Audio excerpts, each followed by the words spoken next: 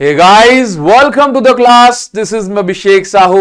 आज हम इस वीडियो में पढ़ने वाले हैं इलेक्ट्रोमैग्नेटिक इंडक्शन।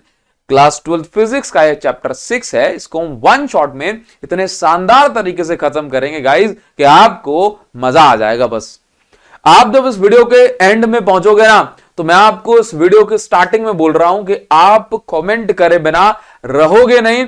आप इस वीडियो में लिख करके जाओगे, बोला सर मजा आ गया, आपने इस चैप्टर में एक एक बातों को कवर कर लिया और हमें क्या ही चाहिए था। हाँ, आपको इसके अलावा और कुछ नहीं चाहिए, आपको मजा आ जाएगा बस। ठीक है, देखो अगर मैं आपसे कहूं कि इस चैप्टर की जो है ना, आप चाहते हैं कि इजीएस्ट लैंग्वेज में, एकदम आसान से आसान भाषा में, जिसका एक एक शब्द आपको बहुत ज्यादा इजी लगे, अगर आप ऐसे नोट्स डाउनलोड करना चाहते हैं तो आप हमारा टेलीग्राम जो चैनल हमने बना करके रखा हुआ है, अभिषेक साहू सर फिजिक्स, इसको आप ज्वाइन करें। इसको यहां से नोट्स डाउनलोड कर लें। एकदम इजी लैंग्वेज है, आपको इसमें कोई भी दिमाग लगाने की जरूरत नहीं है। इसकी लिंक मैंने डिस्क्रिप्शन में दे दी है। अगर लिंक वर्क नहीं करती है तो आप टेलीग्राम पे जाकर के मैनुअली सर्च कर लेना अभिषेक साहू सर फिजिक्स। ओके, तो स्टार्ट कर देते हैं और आपको इस जो है चैप्टर का बिल्कुल रस दिलाते हैं। देखिए, सबसे पहले हम नाम की बात करेंगे कि चैप्टर का नाम है इलेक्ट्रोमैग्नेटिक इंडक्शन। तो आखिर इलेक्ट्रोमैग्नेटिक इंडक्शन क्या होता है?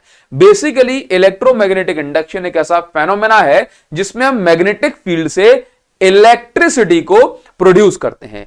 इलेक्ट्रोमैग्नेटिक इंडक्शन मतलब मैग्नेटिक फील्ड की हेल्प से, मैग्नेटिक फील्ड को यूज करके इलेक्ट्रिक करंट या इलेक्ट्रिसिटी को प्रोड्यूस करने वाले फेनोमेना को इलेक्ट्रोमैग्नेटिक इंडक्शन कहा जाता है। अब ये किस तरह से इलेक्ट्रिसिटी बनती है इसको जानेंगे।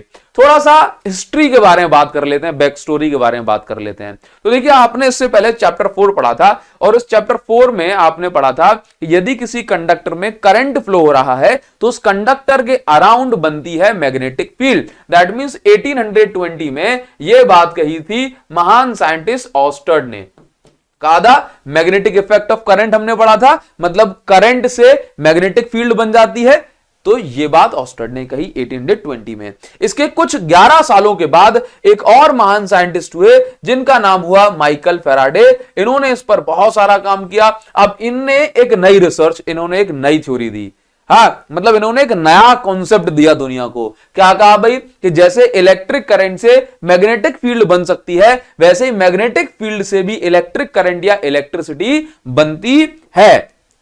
कैसे बनती है इसको फैराडे के एक्सपेरिमेंट से समझ लेते हैं।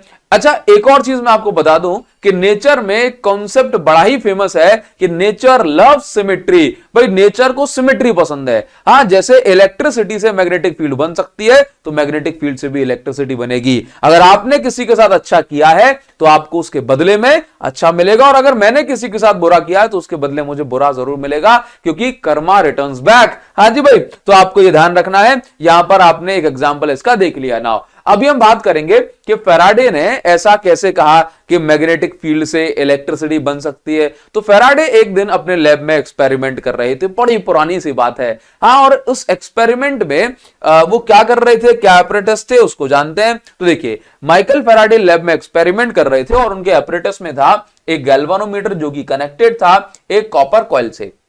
ठीक, अभी इस कॉपर कॉइल के पास माइकल फैराडे ने एक मैग्नेट को मूव कराया, किसी अनइंटेंशनली हम बोल सकते हैं। तो उन्होंने देखा कि भाई ऐसा करने से इस गैल्वानोमीटर के कांटे में डिफ्लेक्शन हुआ, मतलब गैल्वानोमीटर कांटा ऐसे ऐसे मूव किया, डिफ्लेक्ट किया, कांटा हिला। तो उनके दिमाग में आया कि भाई गैल्वानोमीटर कांटा क्यों हिला? क्योंकि गैल्वानोमीटर क्या होता है गाइस, ऐसा डिवाइस होता है जिसका काम होता है सर्किट में प्रेजेंट छोटे से छोटे करंट का भी पता लगा लेना। तो अगर गैल्वानोमीटर का कांटा हिला है तो इसका मतलब यह हुआ कि गैल्वानोमीटर में करंट आया। तो उन्होंने देखा कि भाई कॉइल में तो किसी तरह की बैटरी या किसी तरह का कोई करंट का सोर्स नहीं था, तो गैल्वानोमीटर में करंट कैसे आया? तो उन्होंने सोचा कि अभी तो मैंने इस मैग्नेट को मूव कराया था, लेकिन इससे करंट कैसे बन सकता है? तो उन्होंने कहा मैं एक बार और ट्राई कर लेता हूं। तो उन्होंने, मतलब माइकल फैराडे ने इस मैग्नेट को एक बार फिर से ऐसे मूव कराया तो देखा कि भाई फिर से करंट बन रहा है, फिर से गैल्वानोमीटर कांटा हिल रहा है। अब उन्होंने एक और नई चीज नोटिस करी कि अगर मैं इस मैग्नेट को इसके पास में लेकर के जा रहा हूं तो कांटा ऐसे हिला, और मैग्नेट को दूर लेकर जा रहा हूं तो कांटा इसके जस्ट ऑपोजिट डायरेक्शन में ऐसे हिला। तो यहां पर मैग्नेटिक फील्ड का कोई डायरेक्ट रिलेशन तो बैठ रहा है। इतनी बात तो क्लियर हो गई करंट के साथ कि जब पास लेके जा रहे हैं तो करंट की डायरेक्शन कुछ और है, दूर लेके जा रहे हैं तो करंट की डायरेक्शन कुछ और है। तो यहां से फैराडे के दिमाग में बत्ती जली कि भाई मैग्नेट से बन रही है इलेक्ट्रिसिटी। तो उन्होंने क्या किया, बड़ी मैग्नेट लेकर के आए और बोला जो है अब इसके पास में ले जाकर के रख दी।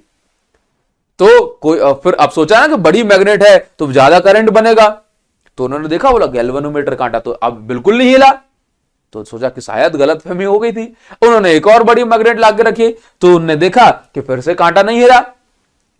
तो उन्होंने सोचा कि शायद ऐसा है कि यहां पर आप किसी भी मैग्नेट को ला करके रख दो, इससे फर्क नहीं पड़ रहा है, इससे करंट नहीं बन रहा है। लेकिन अगर आप भले ही छोटी मैग्नेट हो उसको मोशन कराओ, उससे करंट बन रहा है।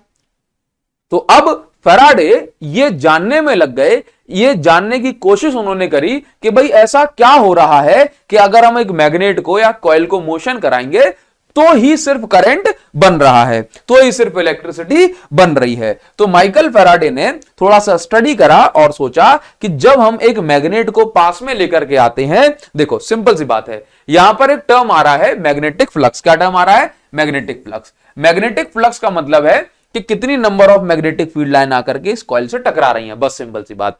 तो अगर मैं कहता हूं कि भाई मैग्नेटिक नॉर्मली क्या है, इस कॉइल के साथ कोई भी फ्लक्स कनेक्टेड नहीं होगा, कोई भी मैग्नेटिक फील्ड लाइन कनेक्टेड नहीं है। लेकिन जब हम इस बार मैग्नेट को इसके पास में लेकर के आ रहे हैं तो मैग्नेटिक फील्ड लाइन इससे ज्यादा कनेक्ट होने वाली हैं। पहले number of field line connect थी 0, फिर कनेक्ट हो गई 20 और पास में कनेक्ट हो गई 200 और पास में कनेक्ट हो गई 2000। तो यहां पर क्या हो रहा है कि जब हम एक मैग्नेट को पास में लेकर के आ रहे हैं तो यहां पर मैग्नेटिक फ्लक्स चेंज हो रहा है। 0, 20, 200, 2000 इतनी मैग्नेटिक फील्ड लाइन कनेक्ट हो गई। और जब हम इसको दूर लेकर के जाएंगे तब भी क्या होगा, तब भी मैग्नेटिक फ्लक्स चेंज होगा, लेकिन इस बार कम होगा। 2000 से फिर 200 मैग्नेटिक फील्ड लाइन बचेंगी और दूर ले जाओगे 20 बचेंगी और दूर ले जाओगे तो 0 बचेंगी। तो यहां पर जब हम एक मैग्नेट को इससे पास या दूर लेकर के जा रहे हैं तो इस कॉइल के साथ कनेक्ट होने वाला मैग्नेटिक फ्लक्स चेंज हो रहा है। क्या हो रहा है? चेंज। और इस मैग्नेटिक फ्लक्स के चेंज होने से बन रही है इलेक्ट्रिसिटी या कहें इलेक्ट्रिक करंट। क्लियर है? तो अब ऐसा क्यों हो रहा है, इस चीज को भी मैं आपको बिल्कुल क्लियर करने वाला हूं। ठीक, तो अभी हम माइकल फैराडे की ऑब्जर्वेशन को समझ रहे हैं कि उन्होंने क्या नोटिस करा और उसके बेसिस पर उन्होंने किस तरह से लॉ बनाया। क्लियर है? तो माइकल फैराडे ने यहां से क्या कंक्लूजन निकाला, उन्होंने कहा कि जब जब आप किसी भी कॉइल के रिस्पेक्ट में एक मैग्नेट का रिलेटिव मोशन कराएंगे तो मैग्नेटिक फ्लक्स की वैल्यू चेंज होगी उस कॉइल के साथ, और ऐसा करने से इस कॉइल में ईएमएफ इंड्यूस हो जाएगा। ईएमएफ मतलब मैक्सिमम पोटेंशियल डिफरेंस, या आप कहें कि भाई ईएमएफ क्या होता है सर, तो प्लस माइनस बन जाता है, हायर पोटेंशियल लोअर पोटेंशियल, तो ये ईएमएफ बन जाएगा। उसी को अपन बोलते हैं maximum potential difference open circuit, उसी को हम ईएमएफ बोलते हैं। लेकिन अगर सर्किट क्लोज होती है तो करंट के फ्लो होने का रास्ता बन जाता है, तो हम इसको बोलते हैं भाई करंट बन गया। देखो सिंपल सी बात है कि मेरे पास इस तरह से अगर मैं एक कॉइल है, अब उसमें इस तरह से एंड कनेक्टेड नहीं है तो करंट तो फ्लो हो नहीं सकता, तो यहां पे प्लस माइनस चार्ज आ जाता है, उसको अपन नाम देते हैं ईएमएफ। और अगर मैंने इसको पैक कर दिया, क्लोज कर दिया, तो इसमें बन जाएगा करंट। क्या बन जाएगा? करंट। क्लियर है? नाउ तो अभी मैं इस चीजों को फिर से एकदम आसान भाषा में समझाता हूं। तो कहानी कुछ इस तरह से थी कि माइकल फैराडे ने ऑब्जर्व किया कि भाई मैग्नेट का मोशन कराने से इसमें करंट बना। फिर वो जानना चाहते थे कि भाई ऐसा क्या हो रहा है मैग्नेट का मोशन कराने से कि इसमें करंट बन रहा है। तो उन्होंने ऑब्जर्व करा कि भाई मैग्नेट का जब आप मोशन करा रहे हैं तो इस कॉइल के साथ कनेक्ट होने वाला मैग्नेटिक फ्लक्स चेंज हो रहा है। पास में ला रहे हो तो बढ़ रहा है और दूर ले जा रहे हो तो घट रहा है। तो मैग्नेटिक फ्लक्स के चेंज होने से बन रहा है क्या बन रहा है? ईएमएफ इंड्यूस हो रहा है। और अगर इसके अंदर कॉइल क्लोज है तो बोलेंगे कि मैग्नेटिक फ्लक्स के चेंज होने से इसके अंदर करंट बन रहा है, और ऐसे करंट को बोला जाता है इंड्यूस्ड करंट। क्या बोला जाता है? Induced current. क्लियर है? तो ये माइकल फैराडे का फर्स्ट लॉ हुआ। माइकल फैराडे का फर्स्ट लॉ ये कहता है, according to this law, whenever there is a change in magnetic flux linked to a coil then there will be a induced current in that coil. समझ गए? जब भी किसी कॉइल के साथ मैग्नेटिक फ्लक्स चेंज होगा तो भाई उस कॉइल के अंदर क्या होगा? करंट इंड्यूस होगा। कारण क्या है इसके पीछे का, वो अभी मैं आपको एक्सप्लेन करने वाला हूं। चलिए अभी हम आते हैं फैराडे के सेकंड लॉ पर। अब फैराडे ने इसके आगे की बात क्या नोटिस करी कि भाई अगर उन्होंने जो है इसी मैग्नेट को जल्दी जल्दी जल्दी जल्दी जल्दी जल्दी मोशन कराया, तो उन्होंने देखा कि भाई जितनी फास्ट, जितनी जल्दी जल्दी मोशन करा रहे हो उतना ज्यादा ही ईएमएफ इंड्यूस हो रहा है, और कहें कि भाई उतना ही ज्यादा करंट। देखो ईएमएफ क्यों बोल रहा हूं बार बार, कि अगर ये कॉइल जो है ना, अगर ये कॉइल के दोनों एंड कनेक्टेड नहीं होंगे तो यहां पर ईएमएफ बनेगा, मतलब मैक्सिमम पोटेंशियल डिफरेंस। क्लियर है, इसलिए बोल रहा हूं ईएमएफ। और अगर ये क्लोज हो जाएंगे तो उसका बोलो करंट, तो एक ही बात है, इसमें कंफ्यूज मत होना। तो क्या बोला गया कि जब जब आप इसको एकदम फास्ट तरीके से मोशन कराएंगे तो आप पाएंगे कि भाई इस कॉइल के साथ जल्दी जल्दी फ्लक्स चेंज हो रहा है, जल्दी जल्दी फ्लक्स चेंज हो रहा है, और जल्दी जल्दी फ्लक्स चेंज होने से उसने नोटिस करा कि भाई ज्यादा ईएमएफ बन रहा है, ज्यादा ईएमएफ इंड्यूस हो रहा है, ज्यादा करंट इंड्यूस हो रहा है। तो फैराडे ने अपनी सेकंड लॉ में बात को कुछ इस तरह से पूरा किया कि according to Faraday second law, the EMF induced या induced EMF is directly proportional to the rate of change of magnetic flux। समझे कि जिस रेट से मैग्नेटिक फ्लक्स चेंज होगा उस रेट से ईएमएफ इंड्यूस होगा, मतलब उसी रेट से उतना ही ज्यादा ईएमएफ इंड्यूस होगा। तो क्या बोला कि यहां पे rate of change of magnetic flux, तो रेट का मतलब टाइम का डिवाइड है ना, rate of change of magnetic flux is called, या कहें rate of change of magnet या EMF induce directly proportional to rate of change of magnetic flux. Clear है नाउ, इस तरह से हम इसको लिख सकते हैं। अभी प्रोपोर्शनलिटी साइन हटेगा तो आपको पता हर बार एक कांस्टेंट आ जाए, तो हमने यहां पे कांस्टेंट लगा दिया और उसको लिखा के, और यहां पर एक माइनस साइन और लगा दिया। ये माइनस साइन क्या बता रहा है मैं आपको समझाता हूं। ठीक, माइनस साइन यहां पे ये बता रहा है negative sign shows opposition to change in flux। देखो क्या होता है, हमेशा याद रखो कि भाई कोई भी बॉडी है वो खुद में चेंज पसंद नहीं करती, खुद में चेंज पसंद नहीं करती, हमेशा याद रखो। ये कॉइल भी है, ये कॉइल भी खुद में चेंज पसंद नहीं करती, ये कॉइल भी नहीं चाहती, मैं आपको रीजन बताने की बात कर रहा था ना, कि ये कॉइल भी नहीं चाहती कि मैग्नेटिक फील्ड आए और जबरदस्ती इसके साथ कनेक्ट हो जाए, फिर इसको आदत पड़ जाए और मैग्नेटिक फील्ड आए, मतलब ये बाहर मैग्नेट आए और दूर चली जाए इससे, तो जो भी मैग्नेटिक फील्ड लाइन 2000 कनेक्ट हो गई थी, अब इसको 2000 की, पहले तो ये कॉइल कहती है कि भाई मेरे साथ जो है बिल्कुल कनेक्ट मत करो, अब कनेक्ट कर ही दिया है तो मजा आ रहा है, अब जो है दूर लेके मत जाओ।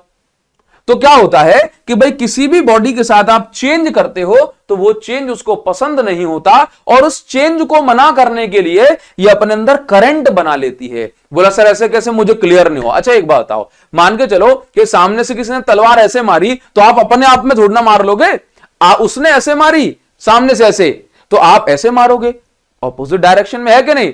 जैसे मान के चलो किसी ने जो है कोई तलवार लेके आपके पीछे पड़ गया, तो आप उसके पीछे चप्पल लेके दौड़ना पड़ोगे, बात समझ रहे हो, आप भी तलवार लेके ही जाओगे, हाँ, और खतरनाक हो तो चलेगा, है कि नहीं, बात समझ में आ रही है। तो कहने का मतलब ये हुआ कि ये कॉइल नहीं चाहती कि इसके साथ मैग्नेटिक फ्लक्स जो है कनेक्ट हो, तो ये क्या करती है, इसकी मैग्नेटिक फील्ड को मना करना चाहती है। अब इसकी मैग्नेटिक फील्ड को ये मना कैसे करती है, अपनी खुद की मैग्नेटिक फील्ड बना के, ये ताकत इसको नेचर ने दी है। कॉइल क्या करेगी, खुद की मैग्नेटिक फील्ड बनाएगी, और खुद की मैग्नेटिक फील्ड कैसे बनेगी, जब इस कॉइल के अंदर करंट फ्लो होगा। अब करंट कैसे बनता है, तो नेचर कुछ ऐसा करती है इसके अंदर कि भाई इस कॉइल के अंदर चार्जेस घूमने लग जाते हैं, और चार्जेस घूमते हैं तो इस कॉइल में बनता है करंट, और करंट बनेगा तो इस जो भी जिस डायरेक्शन में चेंज हो रहा होगा उस डायरेक्शन में मैग्नेटिक फील्ड बनाएगा उल्टी, ताकि ये चेंज को मना कर सके। क्लियर है, मैं आपको और क्लियर करूंगा, टेंशन मत लेना। तो यहां पर हमने क्या लिखा कि नेगेटिव साइन क्या करता है, opposition in change in flux यहां पे बताता है। के क्या है, कांस्टेंट, तो E इज इक्वल टू क्या होगा, minus D phi upon D T. अगर आपके पास n नंबर ऑफ टर्न्स हैं, कैसे टर्न्स हैं, n नंबर, मतलब इस कॉइल में बहुत सारे नंबर ऑफ टर्न्स हैं, तो हमने क्या रखा, E is equal to minus N D phi upon D T. ठीक है, अगर चेंज बड़ा है, फॉर लार्ज चेंज, अगर चेंज बड़ा है तो अपन क्या लिख लेंगे भाई, E इज इक्वल टू या EMF इज इक्वल टू कितना हो जाएगा, minus N del phi B upon D T. Change अगर छोटा होता है तो डी फाई से दिखाते हैं, और बड़ा होता है तो डी टी से दिखाते हैं, डेल टी से। क्लियर है नाउ, समझ में आ गया। नाउ अभी आपको समझना है कि ईएमएफ को आप कैपिटल ई इस तरह से भी लिख सकते हो, बात क्लियर है। नाउ अभी क्या हुआ कि माइकल फैराडे ने ये तो बता दिया, माइकल फैराडे ने ये तो बता दिया कि भाई करंट जो है किस डायरेक्शन में, सॉरी कितने मिनट की हो गई, 17 मिनट, हाँ जी भाई, तो माइकल फैराडे ने ये तो बता दिया कि इस कॉइल के अंदर जो है इलेक्ट्रिसिटी जनरेट होगी, करंट बनेगा फ्लक्स चेंज होने से, लेकिन माइकल फैराडे ने यह नहीं बता पाया कि इस कॉइल के अंदर करंट किस डायरेक्शन में बनेगा। क्लियर है? तो ये डायरेक्शन के फंडे को क्लियर करने के लिए एक और साइंटिस्ट हुए जिनका नाम था लेंज, तो उन्होंने एक लॉ दिया जिसको आज हम आसान भाषा में लेंज लॉ के नाम से जानते हैं। अब ये लेंज लॉ क्या करता है? ये लेंज लॉ किसी कॉइल में जो करंट इंड्यूस होता है उसकी डायरेक्शन को बताता है।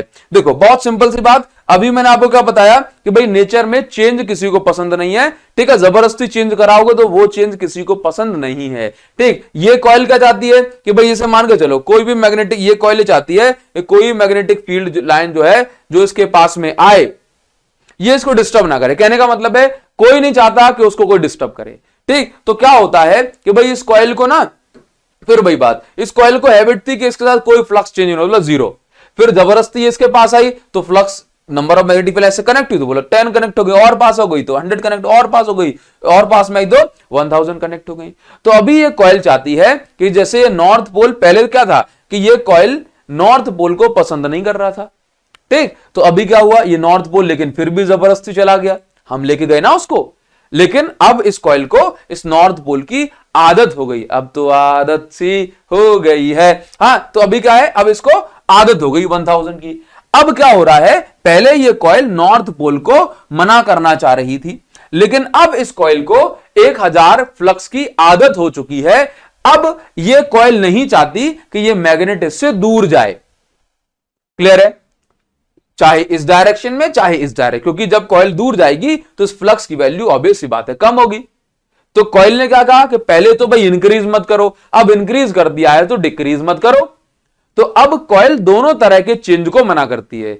जब फ्लक्स बढ़ रहा होता है तो बढ़ने नहीं देती, और जब घट रहा होता है तो घटने नहीं देती। अब ऐसा करने के लिए इसको जो करते बनेगा वो करेगी। क्या करते बनेगा? तो देखो आसान भाषा में समझना, बिल्कुल आसान भाषा में देखिए जरा। जब ये मैग्नेट इसके पास आती है तो कॉइल बनाना चाहती है नॉर्थ पोल। देखो मैग्नेट को रोकने का तरीका क्या है, देखो मैग्नेट को रोकने का तरीका क्या है कि भाई ये भी मैग्नेट की तरह एक्ट करे। हाँ, जैसे अगर ये जो है कॉइल है, ये कॉइल का एक फेज है, तो अगर आप चाहते हो, जैसे मान के चलो ये पेन नॉर्थ पोल है, अगर ये कॉइल नॉर्थ पोल को रोकना चाहती है तो कॉइल के अंदर भी यहां पे क्या बनना पड़ेगा, नॉर्थ पोल बनना पड़ेगा। क्या बनना पड़ेगा? नॉर्थ, क्योंकि नॉर्थ नॉर्थ में रिपल्सन होगा तब जाकर के नॉर्थ पोल रुकेगा। तो जब ये कॉइल, जब ये नॉर्थ पोल इसके पास में आएगा तो ये इस वाले कॉइल मतलब मैग्नेट के पास वाले फेस पर नॉर्थ पोल बनाएगा। अब मान के चलो मैं आपसे ये कहता हूं, आसान भाषा में समझो इसको, कि जब ये इससे दूर जाएगी, जब ये मैग्नेट इससे दूर जाएगी तो अब ये चाहता है कि भाई नॉर्थ पोल इससे दूर ना जाए, क्योंकि बढ़ने वाले को बढ़ने नहीं देता और घट रहा होगा तो घटने नहीं देगा। तो अब ये कॉइल चाहेगी, अब ये कॉइल चाहिए कि अब यहां पे इसको नॉर्थ पोल को रोक लिया जाए। हाँ, तो ये रोकने मतलब दूर ना जाने दिया जाए। तो ये कैसे रोक सकती है?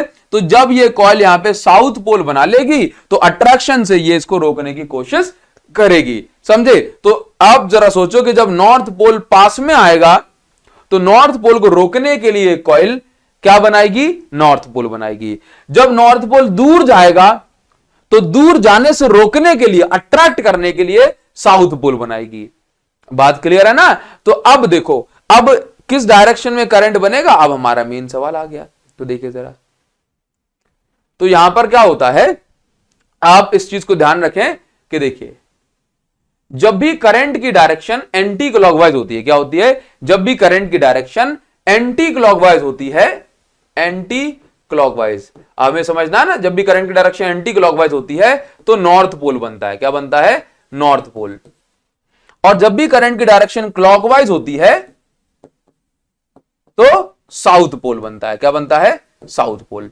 देखो ठीक, आपने अपनी बुक्स में इस तरह का साइन कन्वेंशन पढ़ा होगा, जैसे कि ये बना देते हैं नॉर्थ पोल को याद करने की ट्रिक, ये हो गई नॉर्थ पोल, ऐसे बना देते नॉर्थ पोल।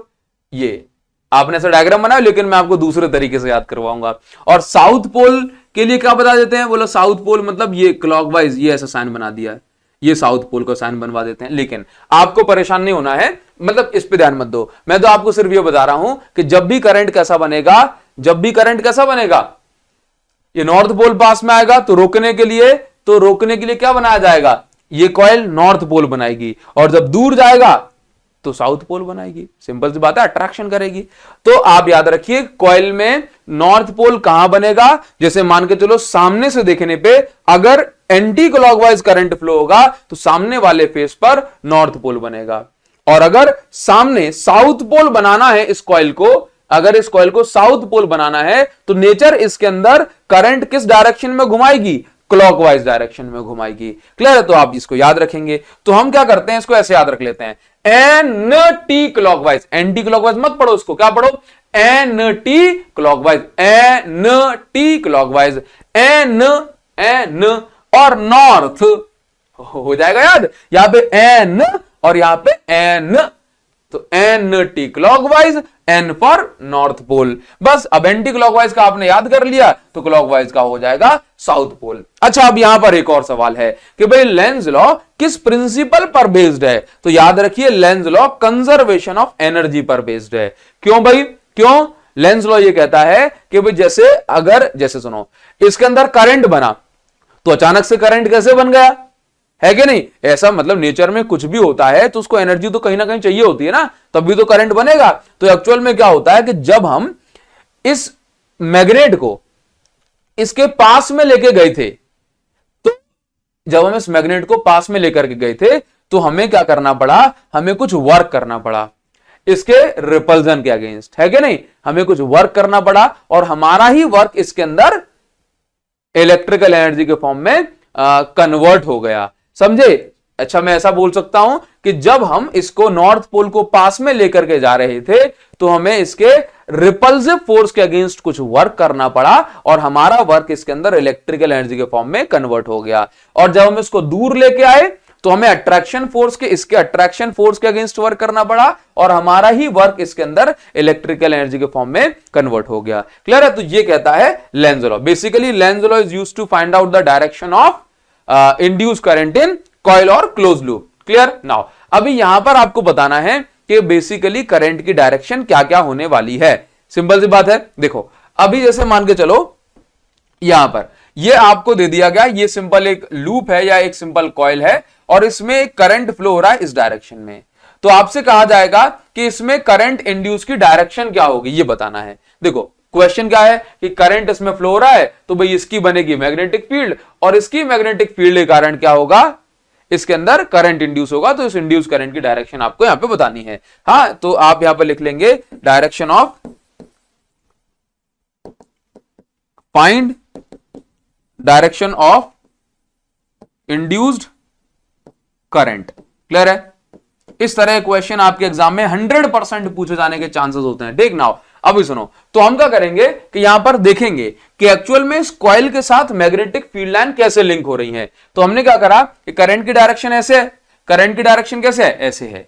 क्लियर? नाउ तो आप ये देखेंगे कि देखो इसमें कंडक्टर में करंट फ्लो रहा है ऐसे, तो करंट मतलब तो मैग्नेटिक फील्ड लाइन इसके अराउंड ऐसे बनेगी। तो ऊपर कॉइल है तो ऊपर से मैग्नेटिक फील्ड लाइन बाहर निकलती हुई आ रही है, ऊपर से मैग्नेटिक फील्ड लाइन बाहर निकलती हुई आ रही है। तो देखो आप जानते हो एक बार मैग्नेट में मैग्नेटिक फील्ड लाइन क्या होती है, नॉर्थ से निकलती है। देखो नॉर्थ से निकल के साउथ में एंटर करती है और फिर साउथ से नॉर्थ में जाती है मैग्नेट के अंदर।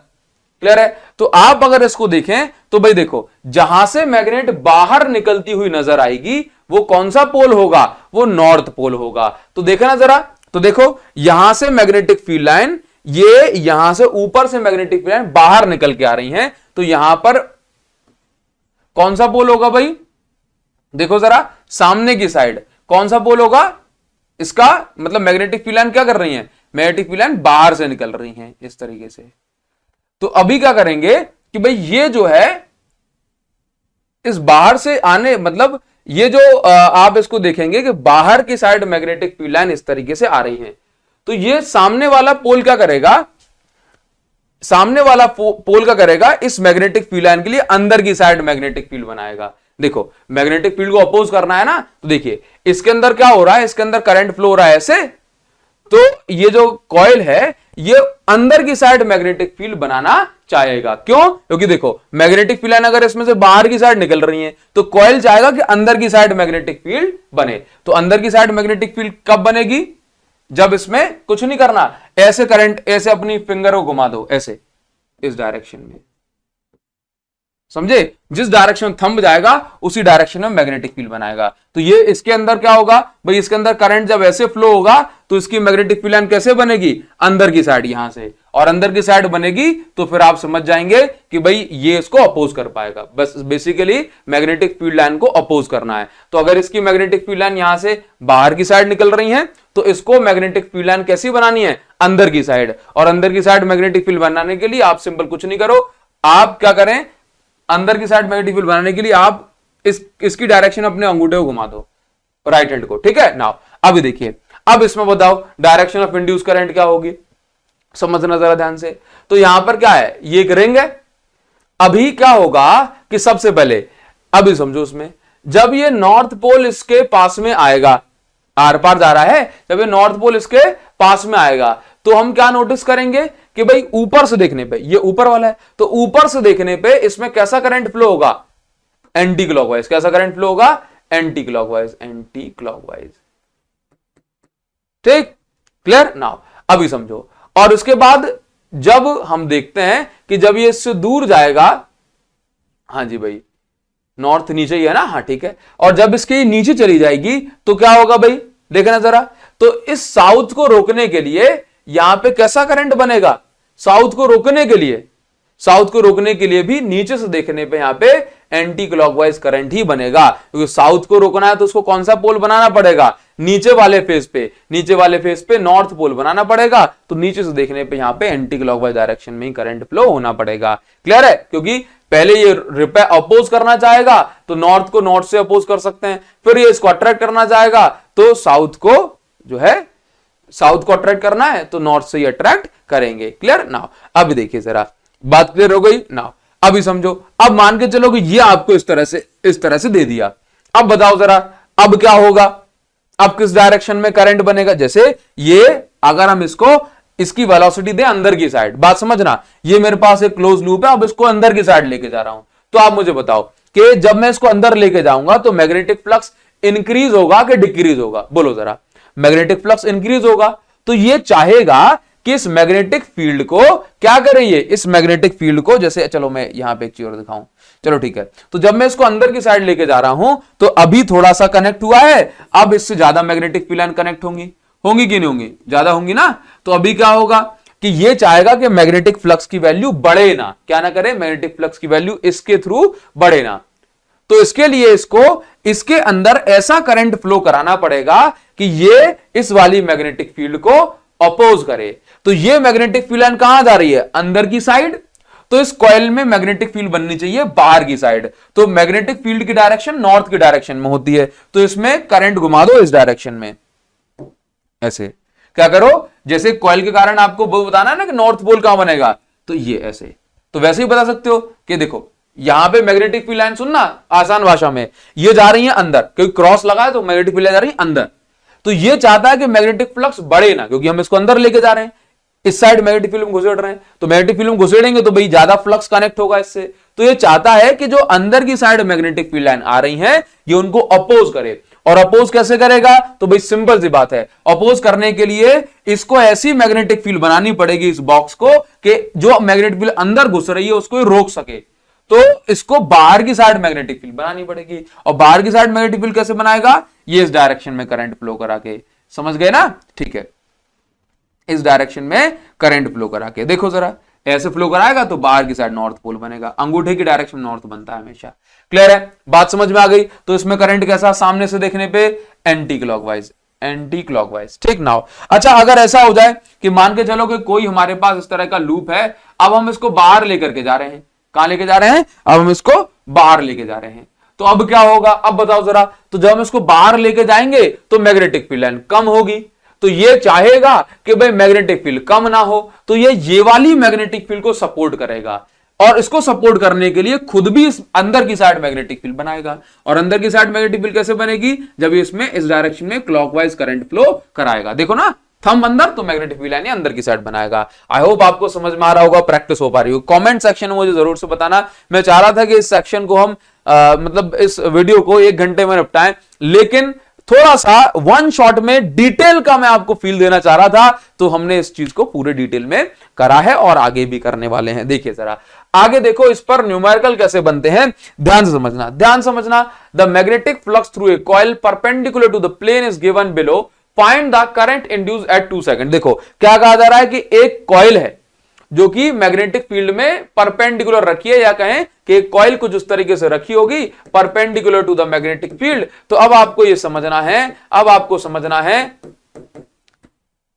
अब आपको यहां पे समझना है कि भाई देखो करंट इंड्यूस निकालो 2 सेकंड पे। देखिए क्या कहा जा रहा है कि मैग्नेटिक फील्ड में कोई भी कॉइल परपेंडिकुलरली इस तरह से रखी होगी, ठीक, तो आपको यहां पर 2 सेकंड पर, एट 2 सेकंड पर करंट इंड्यूस निकालना है। कितना करंट इंड्यूस होगा यदि इस कॉइल की रेजिस्टेंस 5 ओम है तो भाई सिंपल सी बात है, रेजिस्टेंस दी है और करंट निकालना है, तो आपको इसमें ईएमएफ निकालना पड़ेगा।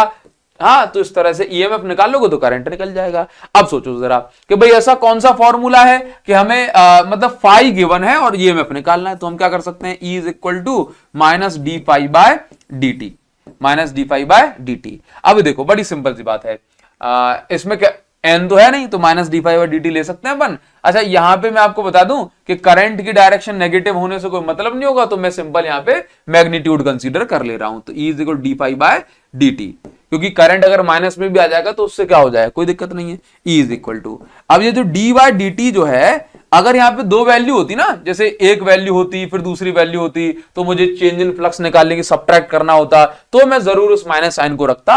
डिफरेंशियल करना है इसलिए मैंने उस माइनस साइन को नहीं रखा। हाँ अब देखिए जरा, अब D Y D T flux की वैल्यू क्या है, 5t cube plus 4t square plus 2t minus 5।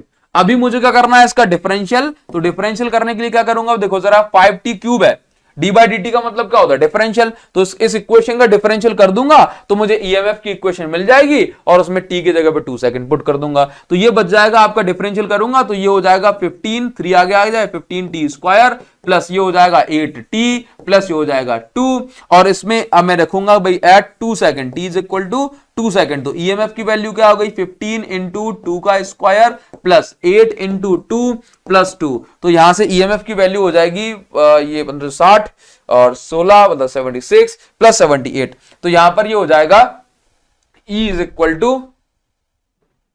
78 और ये वोल्ट में ही है, 78 वोल्ट। क्लियर है ना।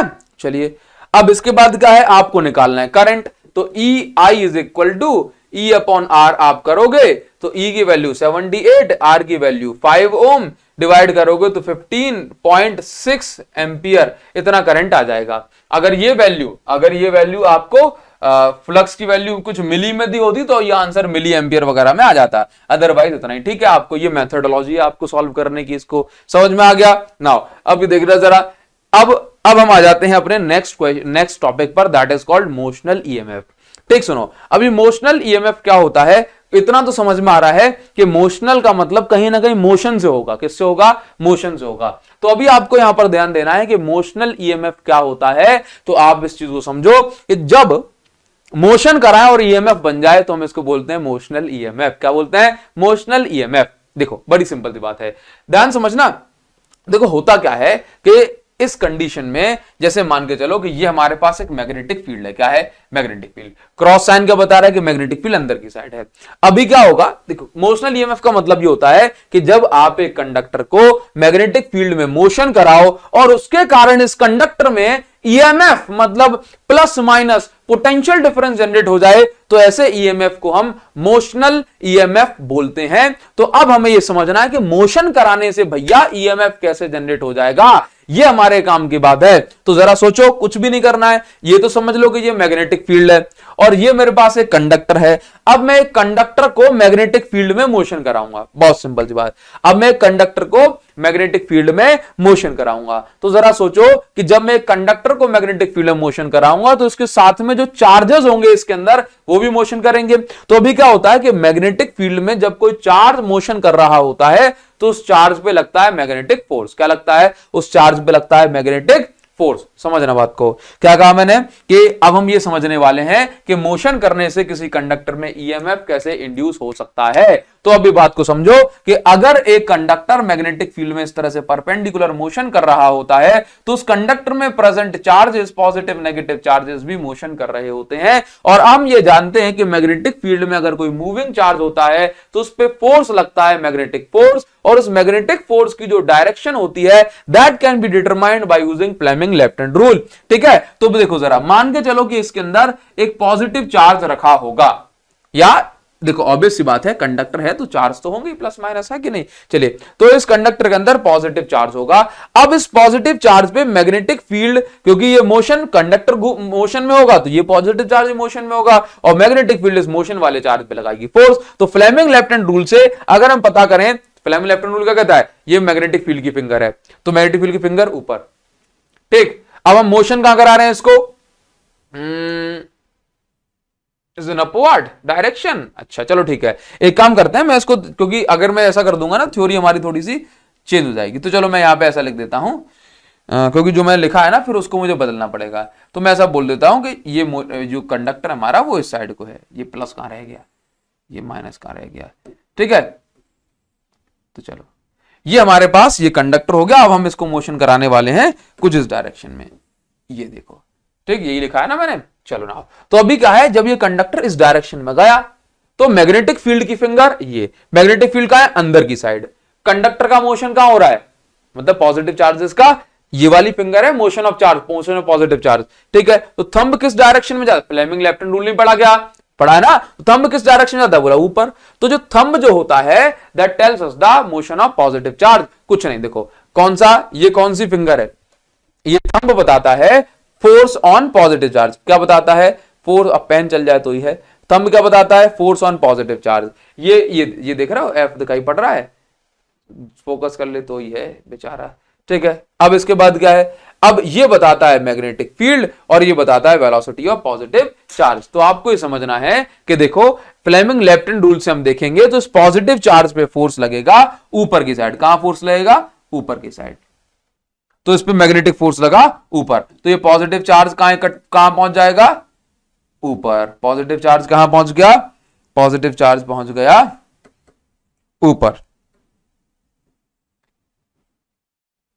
चलो अभी क्या हो जाएगा, अब जरा सोचो कि आप जानते हो कि पॉजिटिव चार्ज पे अगर ऊपर फोर्स लगेगा तो नेगेटिव चार्ज पे कहां फोर्स लगेगा, बोला नीचे। तो नेगेटिव चार्ज मतलब इलेक्ट्रॉन पहुंच गए नीचे। इस तरह से इसके पास और भी पॉजिटिव चार्जेस होंगे तो उन सभी पॉजिटिव चार्ज पे फोर्स लग जाएगा ऊपर और नेगेटिव चार्ज पे कहां फोर्स लग जाएगा, नीचे। तो आप ये देखेंगे कि धीमे धीमे करके कि भाई यहां पर बहुत सारे पॉजिटिव और नीचे बहुत सारे नेगेटिव चार्जेस इकट्ठे हो जाएंगे।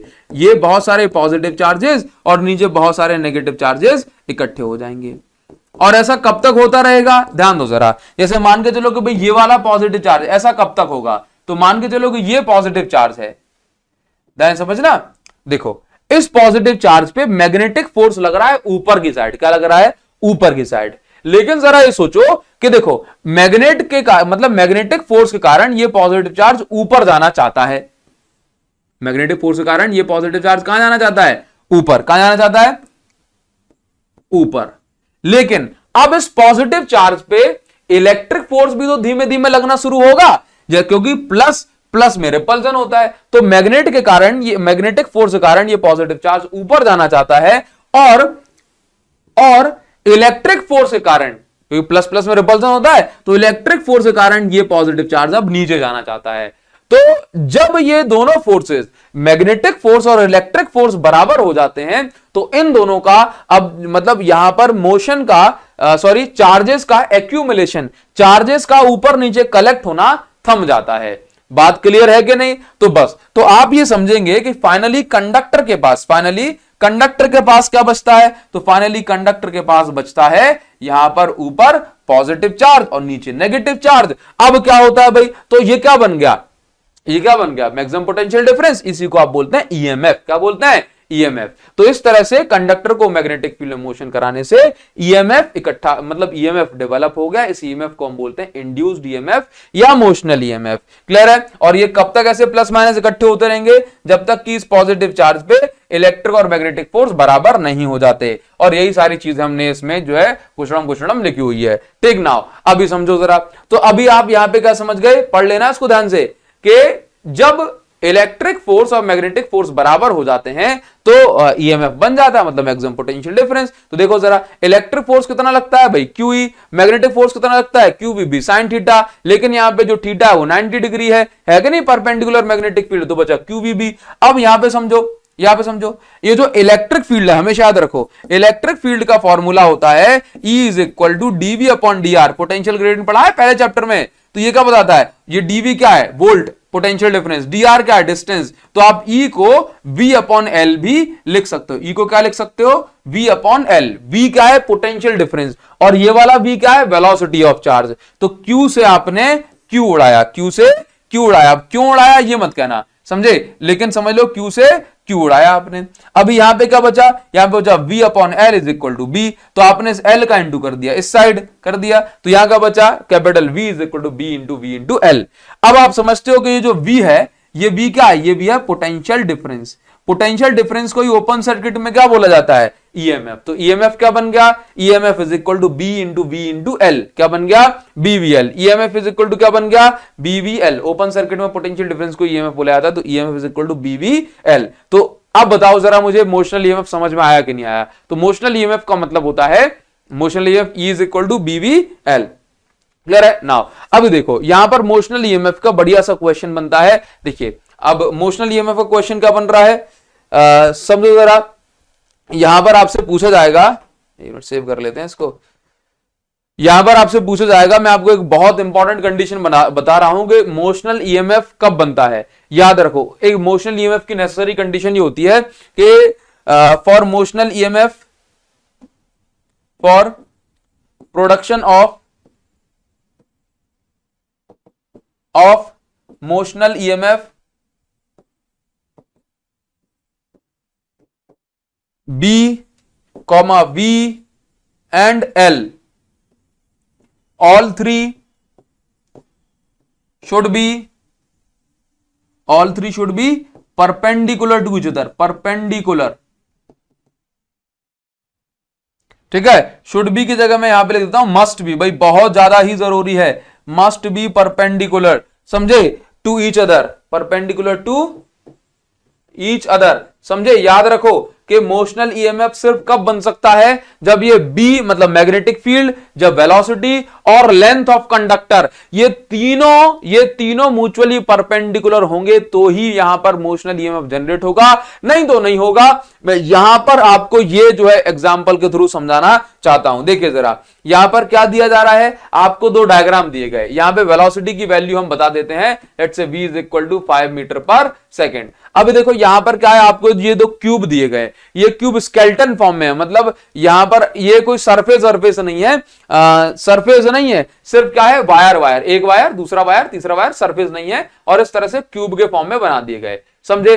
अभी समझो क्या हो रहा है, कहा जा रहा है कि देखो मैग्नेटिक फील्ड इस डायरेक्शन में है, मैग्नेटिक फील्ड इस डायरेक्शन में, इस वाले क्यूब को, पूरे क्यूब को इस साइड मोशन कराया गया, और इस वाले क्यूब को ऊपर की साइड मोशन कराया गया। तो आपको इस वाले क्यूब की अलग अलग साइड में कितना ईएमएफ इंड्यूस होगा ये बताना है, और आपको इस वाले क्यूब के अलग अलग साइड में कितना ईएमएफ इंड्यूस होगा ये बताना है। लिखा है हमने find EMF induce in each arm. Arm मतलब आर्म, हापोस आर्म, हाँ समझ रहे हो ना। तो यहां पर हर एक साइड में, हर एक आर्म में आपको बताना है ईएमएफ कितना इंड्यूस होगा।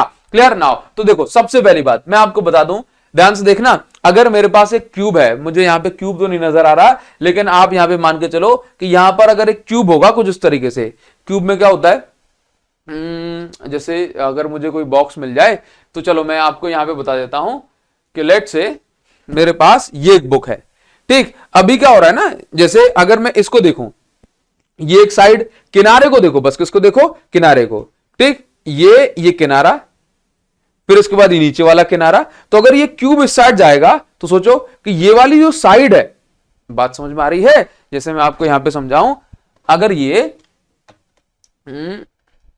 देखो कुछ ऐसा है, अगर ये क्यूब इस साइड जाएगा, इस साइड मोशन करेगा, तो देखना कि ये वाली साइड भी इस साइड मोशन करेगी, क्यूब की ये वाली साइड भी इस साइड मोशन करेगी, और जो आगे लगी होगी साइड वो भी मोशन करेगी, और साइड में लगी होगी वो भी मोशन करेगी। तो ऊपर की चारों साइड कहां मोशन करेंगी? इस साइड।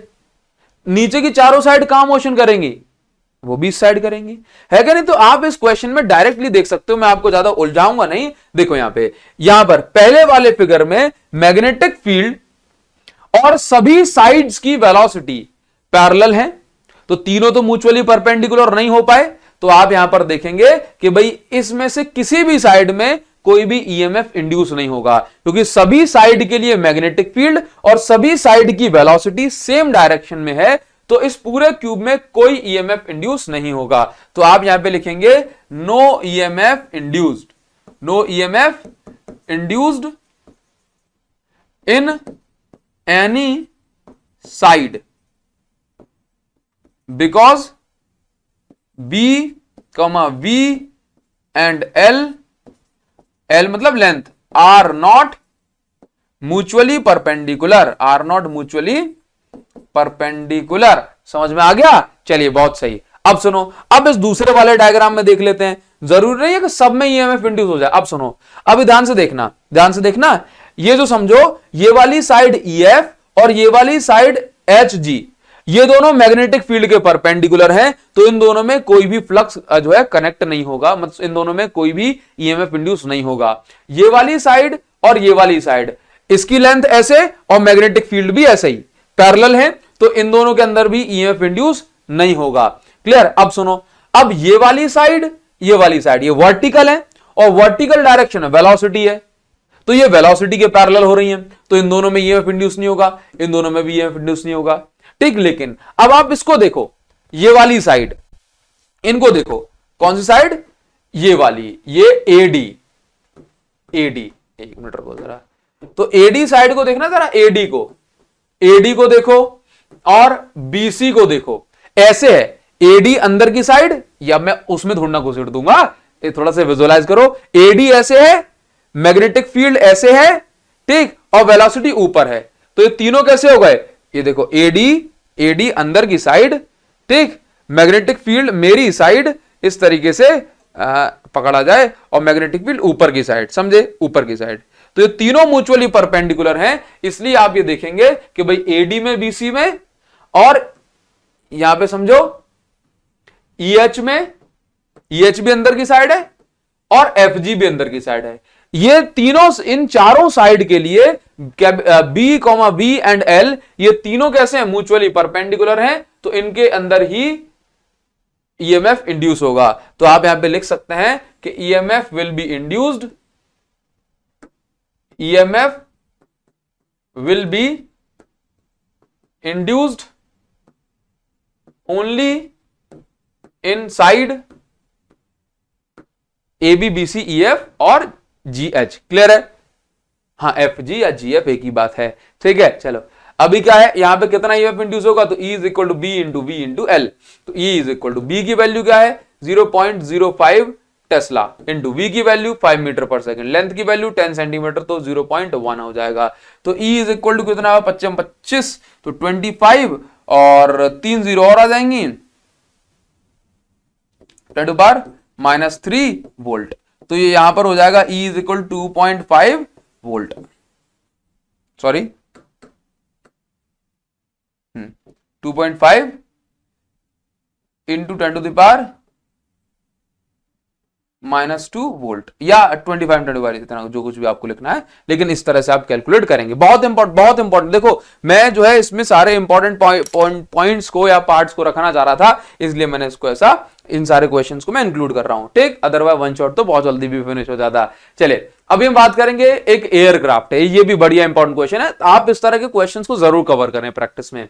देखिए एक एयरक्राफ्ट है और इसकी जो विंग स्पान है, मतलब इस तरह से जो है ये 40 मीटर है, ये विंग की जो लेंथ है कितनी है? ये 40 मीटर है, ठीक। चलिए अभी देखो इसमें क्या है, इस तरह क्वेश्चन पूछे जाते हैं, इंपॉर्टेंट क्वेश्चन है, इसलिए जो आप इनको जरूर से करें। देखिए जरा, और ये कितनी स्पीड से उड़ रहा है 1080 किलोमीटर पर आवर। तो 1080 किलोमीटर पर आवर को अगर मैं कन्वर्ट करना चाहता हूं तो 5/18 का इंटू कर दूंगा तो ये मेरा कुछ जो 18 और ये आपका 300 मीटर पर सेकंड निकलेगा।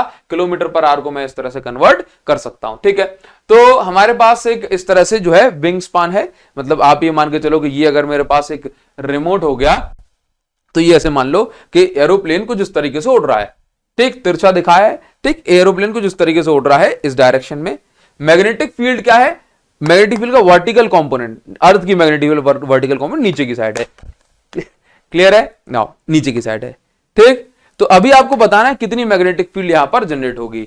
तो कितना ईएमएफ इंड्यूस होगा इसके अक्रॉस, इस विंग्स के अक्रॉस। ठीक है नाउ, तो अभी कैसे निकालेंगे? बस सिंपल सी बात, E = BVL से यहां पे आप कैलकुलेट कर सकते हैं। ये सारी वैल्यूज आपको दी हुई हैं और आप इस तरीके से करें, मतलब कंफ्यूज नहीं होना है। सिंपल, ये क्योंकि ये मोशन में है, ये किसमें? मोशन में है। मैग्नेटिक फील्ड नीचे की साइड है, मतलब परपेंडिकुलर, तो निकाल लो। मतलब आपको यहां पे समझ में आना चाहिए कि मोशनल ईएमएफ का कॉन्सेप्ट यहां पे लग रहा है और कंफ्यूजन में भी नहीं होना है कि क्योंकि आप कह दो कि सर इसमें तो जो है फ्लक्स बनेगा ही नहीं, क्योंकि देखने में तो लग रहा है कि भाई ये पैरेलल हो बैठेगी, है कि नहीं? अदरवाइज ये है कैसा? बस वो विजुअलाइज करना है कि जो विंग्स हैं वो ऐसे हैं, मैग्नेटिक फील्ड नीचे की साइड है। क्लियर? मतलब परपेंडिकुलर, तो बन जाएगा फ्लक्स मतलब ईएमएफ। ठीक, चलिए अभी हम यहां पर ना एक बहुत इंपॉर्टेंट चीज समझने वाले हैं, जैसे कि ईएमएफ को इंड्यूस कराने के कितने मेथड होते हैं। तो सिंपल सी बात, ईएमएफ क्यों इंड्यूस होता है? क्योंकि फ्लक्स चेंज होता है। तो फ्लक्स चेंज कराने के जितने रास्ते, उतने ही रास्ते होते हैं ईएमएफ इंड्यूस कराने के। तो देखो,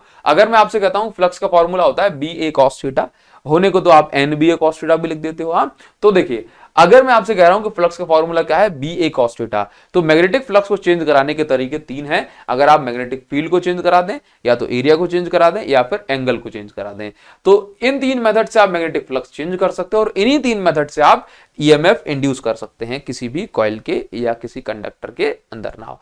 तो अभी यहां पर आपको समझना है कि एंगल चेंज होता है तो किस तरह से ईएमएफ इंड्यूस होता है। देखो सिंपल सी बात, ईएमएफ इंड्यूस है ना रोटेटिंग कॉइल, रोटेटिंग रॉड, इस पर जो है बढ़िया फॉर्मूला बेस्ड क्वेश्चन बनता है और एज इट इज ये सीबीएसई में एज इट इज पूछा गया क्वेश्चन है। If a rod is rotated in a perpendicular magnetic field then find the EMF induce in that rod. Now तो सुनो, लेट्स से मेरे पास ना ये एक सर्कुलर पाथ आप मान सकते हो, ये एक रिम हो सकती है मेटल की, ठीक, या फिर आप ये मान के चलो ये एक रॉड है, यहां पर इस तरह से एक फिक्स पॉइंट है और इस रॉड को यहां पर इस सर्कल के अराउंड इस तरह से घुमाया जा रहा है। तो आपको बताना है कि इस रॉड के एंड्स पर कितना ईएमएफ इंड्यूस हो जाएगा। तो हमने कहा कि भाई ये जो रॉड है अभी इसकी लेंथ है L, तो आप इसको रेडियस ऑफ सर्कल भी मान सकते हैं। अभी यहां से अगर हम जर्नी स्टार्ट कर रहे हैं तो इस जगह पर तो 0 डिग्री घूमा है, जब ये पूरे साइकिल कर लेगा तो 360 डिग्री घूम चुका होगा। Clear now? तो स्टार्टिंग में अगर हम 0 डिग्री लें, स्टार्टिंग में अगर हम 0 डिग्री लें, उसके बाद हम इसको देखें तो आप क्या पाएंगे, इसकी कंप्लीट साइकिल हो जाएगी। तो कंप्लीट साइकिल के बाद इसमें फ्लक्स कितना चेंज हो चुका होगा, तो हम इसको इस तरीके से निकालते हैं, pi is equal to B into A, तो B into area swept by the rod. तो रॉड ने कितना एरिया पूरा स्वीप कर लिया, पूरा कवर कर लिया, तो पाई आर स्क्वायर, और यहां पे रेडियस क्या है L। तो फ्लक्स, चेंज इन फ्लक्स की वैल्यू क्या आ गई, पाई L square. Sir change in flux को फाई क्यों लिख दिया, ऐसे ही लिख दिया, देखो जरा, क्योंकि स्टार्टिंग में तो कोई फ्लक्स, जैसे मान के स्टार्टिंग में 0 होगा तो उसकी पूरी कंप्लीट साइकिल करने के बाद फ्लक्स बना इतना, ठीक है। स्टार्टिंग में तो उसने एरिया कोई कवर करा ही नहीं था, तो चेंज इन फ्लक्स इतना बन गया ना। तो इंड्यूस्ड ईएमएफ का फॉर्मूला होता है change in flux upon change in time. तो EMF is equal to change in flux हो गया B into pi L square upon change in time. कितना टाइम लगा भाई, ये कंप्लीट साइकिल पूरी करने में जो टाइम लगा वो है T। Clear now? अभी समझिए, तो 1 अपॉन टाइम पीरियड को आप लिखते हो फ्रीक्वेंसी, तो हमने लिख दिया 1 अपॉन T को फ्रीक्वेंसी, ये लिखा न्यू। अब इसके बाद अब आप जानते हो कि जो न्यू है ना, मतलब फ्रीक्वेंसी है, और फ्रीक्वेंसी और एंगुलर वेलोसिटी का जो रिलेशन होता है ये होता है omega is equal 2 pi nu. तो यहां से आप न्यू की जगह लिख सकते हैं ओमेगा अपॉन 2 पाई। तो यहां से ये हो गया ओमेगा अपॉन 2 पाई, तो B into pi L square into omega upon 2 pi. अब यहां से आप इस पाई से पाई को उड़ा दो तो B omega L square upon 2 ये बन गया ईएमएफ। और अगर हमारे पास ईएमएफ आ गया तो आप यहां से करंट का रेजिस्टेंस का डिवाइड करके आप करंट निकाल सकते हैं। तो B omega L square upon 2r इतना ईएमएफ इंड्यूस हो जाएगा रोटेटिंग रॉड में। अब यहां पर समझ लो कि ईएमएफ को हम एरिया को चेंज करके भी इंड्यूस कर सकते हैं। एरिया चेंज होगा तो फ्लक्स चेंज होगा, फ्लक्स चेंज होगा तो फिर ईएमएफ इंड्यूस हो जाएगा। तो कितना निकलेगा इसको समझ लेते हैं। तो देखो जैसे मेरे पास ये क्लोज लूप है, ठीक, इस लूप में दो साइड है, एक साइड मतलब लेंथ इंटू ब्रीथ या लेंथ इंटू ब्रीथ कुछ भी मान लो, ठीक ना। अभी समझो क्या हुआ कि ये एक साइड है, इसकी लेंथ हो गई एल, और इस लूप की इतनी साइड, ये वाली जो साइड है ना इसका एक्स पार्ट या कहूं कि एक्स सेंटीमीटर या एक्स डिस्टेंस इस मैग्नेटिक फील्ड के अंदर है। अभी जब मैं इसको बाहर निकालूंगा, जब मैं इसको मान के चलो मैंने इसको हल्का सा dx बाहर निकाल, लेट्स से 10 सेंटीमीटर इसके अंदर है मैग्नेटिक फील्ड के अंदर। अब मैं इसको हल्का सा बाहर निकालूंगा तो 1 सेंटीमीटर बाहर निकालू, कितना बचा 9 सेंटीमीटर। तो ऑब्वियस सी बात है भाई लेंथ तो ये वाली साइड तो ठीक है लेकिन ये वाली साइड तो कम हो रही है ना। तो ऑब्वियस सी बात है क्या चेंज हो रहा है, एरिया चेंज हो रहा है। अब एरिया चेंज हो रहा है तो फिर मैग्नेटिक फ्लक्स भी चेंज होगा, और मैग्नेटिक फ्लक्स चेंज होगा तो फिर ईएमएफ इंड्यूस होगा। तो हमने माना कि पहले इस मैग्नेटिक फील्ड के अंदर कितना एरिया था इसका, तो एक साइड इंटू दूसरी साइड या लेंथ इंटू ब्रीथ कर लो, ठीक। तो ये आपका एरिया निकल गया एल इंटू एक्स। उसके बाद यहां पर देखो फिर फाइनल एरिया देखो, तो फाइनल एरिया में एक साइड तो लेंथ तो ठीक है एल, और उसके बाद ये वाली साइड कितनी बची, तो पहले थी x, अब dx बाहर निकल गया तो मैग्नेटिक फील्ड के अंदर कितनी बची x माइनस dx। इसके बाद जो फाइनल एरिया जो हो गया दैट इज l का इंटू करने के बाद lx minus l dx। Clear है। नाउ अभी समझो, तो आपने चेंज इन एरिया निकाला तो final area lx minus l dx minus initial area lx। तो यहां से आप ये देखेंगे तो lx से lx कैंसिल, तो ये क्या बचा माइनस एल dx। तो चेंज इन एरिया की वैल्यू क्या आ गई minus L dx। Change in flux देखो जरा, तो ईएमएफ निकालने के लिए आपको ये फॉर्मूला लगाना है minus D phi by D T. तो minus D phi by D T, हाँ, तो ये वाला माइनस माइनस फॉर्मूले का है, ठीक। अब सुनो डी फाई क्या होता है बी इंटू एरिया, तो b इंटू एरिया या चेंज इन एरिया कितना हो गया माइनस एल डीएक्स, ये पुट कर दिया। तो डी फाई की वैल्यू क्या है माइनस बी एल डीएक्स रख दिया। dx बाई dt क्या होता है वेलोसिटी, तो ईएमएफ क्या बन गया, ये माइनस माइनस के इंटू प्लस हो गया, ईएमएफ बन गया BLV, और वही हमने पहले मोशनल ईएमएफ में निकाला था तो BLV बन गया। इसके बाद रेजिस्टेंस का डिवाइड करके करंट निकल आएगा। तो सिंपल सी बात है। अभी हम आ जाते हैं एडी करंट पे। अभी सुनो एडी करंट क्या होता है, बहुत काम की और कमाल की चीज है। देखो मैं आपसे कहता हूं कि मेरे पास अगर मेरे पास एक वायर है, क्लियर, तो इस वायर में तो करंट के फ्लो होने का एक प्रॉपर रास्ता है कि यहां से यहां आ रहा होगा, यहां से यहां जा रहा होगा। तो जब मेरे पास एक वायर होता है, जब मैं एक वायर की बात करता हूं तो उस वायर में क्या होता है प्रॉपर पाथ होता है, एक रास्ता होता है करंट के फ्लो होने का। लेकिन अगर मेरे पास एक कोई कंडक्टिंग प्लेट है किसी भी शेप का, एक जैसे खाना खाने वाली प्लेट हो सकती है, या कोई लोहे की स्टील की बाल्टी बकेट हो सकती है, या बड़ी सी टंकी हो सकती है, तो अब अगर इसमें करंट फ्लो कराऊं तो करंट की डायरेक्शन क्या होगी मुझे क्या पता है कि नहीं। जैसे मान के चलो कि आपको इतना पता पड़ गया ना कि जब भी किसी भी कॉइल के साथ मैग्नेटिक फ्लक्स चेंज होता है तो उसके अंदर इंड्यूस करंट होता है, मतलब उसके अंदर करंट बनने लगता है। तो कॉइल के पास तो प्रॉपर पाथ है, प्रॉपर रास्ता है, लेकिन अगर किसी भी शेप का कंडक्टर है, किसी भी शेप की प्लेट है, तो उसमें किस डायरेक्शन में करंट फ्लो होगा, तो अभी हम इसी बात को समझने वाले हैं। क्लियर है, ठीक। आप इतनी बात तो जान गए कि जब भी किसी भी कंडक्टर के साथ, कॉइल के साथ मैग्नेटिक फ्लक्स चेंज होगा तो उसमें करंट बनेगा।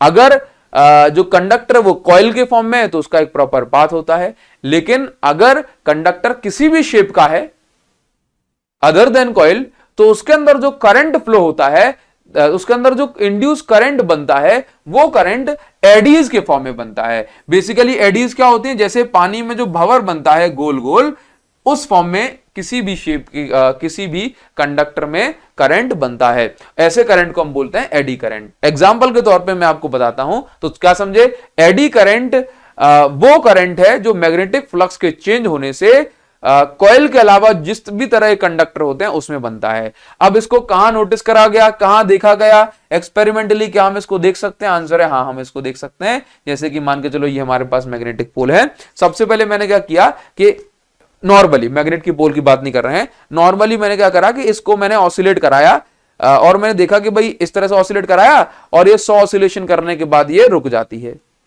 ठीक। फिर क्या हुआ, मैंने इसको इसी प्लेट को ऑसिलेट कराया, लेकिन इस बार मैग्नेटिक पोल के बीच में, तो मैंने देखा कि भाई ये 50 से ऑसिलेट करने, ऑसिलेशन के बाद रुक गई। तो ऐसा क्या हुआ कि बार बार इसको ऑसिलेट करा रहा हूं, 100 ऑसिलेशन हो रहे हैं, लेकिन यहां पे करा रहा हूं 100 या 100 की जगह 50, 30, 40 इतने ऑसिलेशन हो पा रहे हैं मैग्नेटिक पोल के बीच में। तो आंसर ऐसा क्या हो रहा होगा? आंसर है कि भाई सुनो, क्वेश्चन है कि ऐसा क्या हो रहा होगा, तो आंसर यह है कि जब ये प्लेट मैग्नेटिक पोल के बीच में ऐसे ऑसिलेट करती है तो इसके साथ मैग्नेटिक फ्लक्स चेंज होता है। ठीक है, इसके साथ मैग्नेटिक फ्लक्स चेंज होता है, और मैग्नेटिक फ्लक्स चेंज होता है, मान के चलो ये कंडक्टर है, तो इसके अंदर भी क्या बनेगा? करंट, क्योंकि ये भी मैग्नेटिक फील्ड को अपोज करना चाहता है, चेंज इन मैग्नेटिक फ्लक्स को। तो अगर इस साइड नॉर्थ पोल है, इस साइड क्या है? इस साइड नॉर्थ पोल, तो इसके अंदर भी इस साइड क्या बनेगा? इस साइड बनेगा नॉर्थ पोल, रिपेल करने के लिए ना क्या बनेगा? North pole. और नॉर्थ पोल बनेगा तो इस डायरेक्शन में एंटी क्लॉकवाइज करंट फ्लो करेगा, लेकिन इसमें करंट कैसे बनेगा? एडीज के फॉर्म में। कैसे बनेगा? एडीज के फॉर्म में, गोल गोल सर्कुलर फॉर्म में, समझे? तो इस करंट को हम क्या बोलते हैं? Eddy current. और कैसे देखा गया? तो आसान सी बात है कि जब हम एक मैग्नेटिक पोल के बीच में ऑसिलेशन कराते हैं तो आप ये देखते हैं कि ऑसिलेशन जो है वैसे तो 100 हो रहे थे, लेकिन अब 50 ही हो रहे हैं, अब 30 ही हो रहे हैं, मतलब एनर्जी का लॉस हो रहा है in the form of heat. Heat क्यों भाई? सिंपल सी बात है ना कि जो एनर्जी हमारी जो मैकेनिकल एनर्जी है, अब वो इलेक्ट्रिकल एनर्जी के फॉर्म में कन्वर्ट हो गई, एडी करंट। हाँ, और करंट भी हम यूज में नहीं ला पाए तो वो हीट एनर्जी के फॉर्म में फिर डिसिपेट हो जाती है। तो आप यहां पे क्या देखेंगे कि यहां पर जो ऑसिलेशन कम हो गए, इसको हम बोलते हैं डैंपिंग इफेक्ट। क्या बोलते हैं? Damping effect. ठीक है, तो एडी करंट, जैसे मान के चलो ये अपने पास एक कंडक्टर हो गया, इस तरह का एक कंडक्टर हो गया, तो इसके अंदर एडी करंट किस डायरेक्शन बन जाएंगे? बोला कुछ इसी तरह के इसमें एडी करंट बन जाएंगे, इस तरीके के, ये एडी करंट की डायरेक्शन हो गई। ठीक है, मतलब इसी शेप में बन जाएंगे, सर्कुलर फॉर्म में। क्लियर है? नाउ अभी सुनो, अभी हम एडी करंट के एप्लीकेशंस देख लेते हैं जो कि बहुत इंपॉर्टेंट हैं। अभी एडी करंट की एप्लीकेशन क्या है कि इंडक्शन फर्नेस में एडी करंट का यूज। देखो सिंपल सी बात है, अभी मैंने क्या बताया कि यहां पर क्या होता है कि जो मैकेनिकल एनर्जी थी, एडी करंट बना तो इलेक्ट्रिकल एनर्जी फॉर्म में कन्वर्ट हुई। अब करंट बन रहा है, उसको कोई यूज तो हो नहीं पा रहा है कि नहीं? तो वहां पे क्या हो रहा है? करंट बनेगा तो ऑब्वियस सी बात है कोलिजन होगा, तो वहां पे क्या होगा?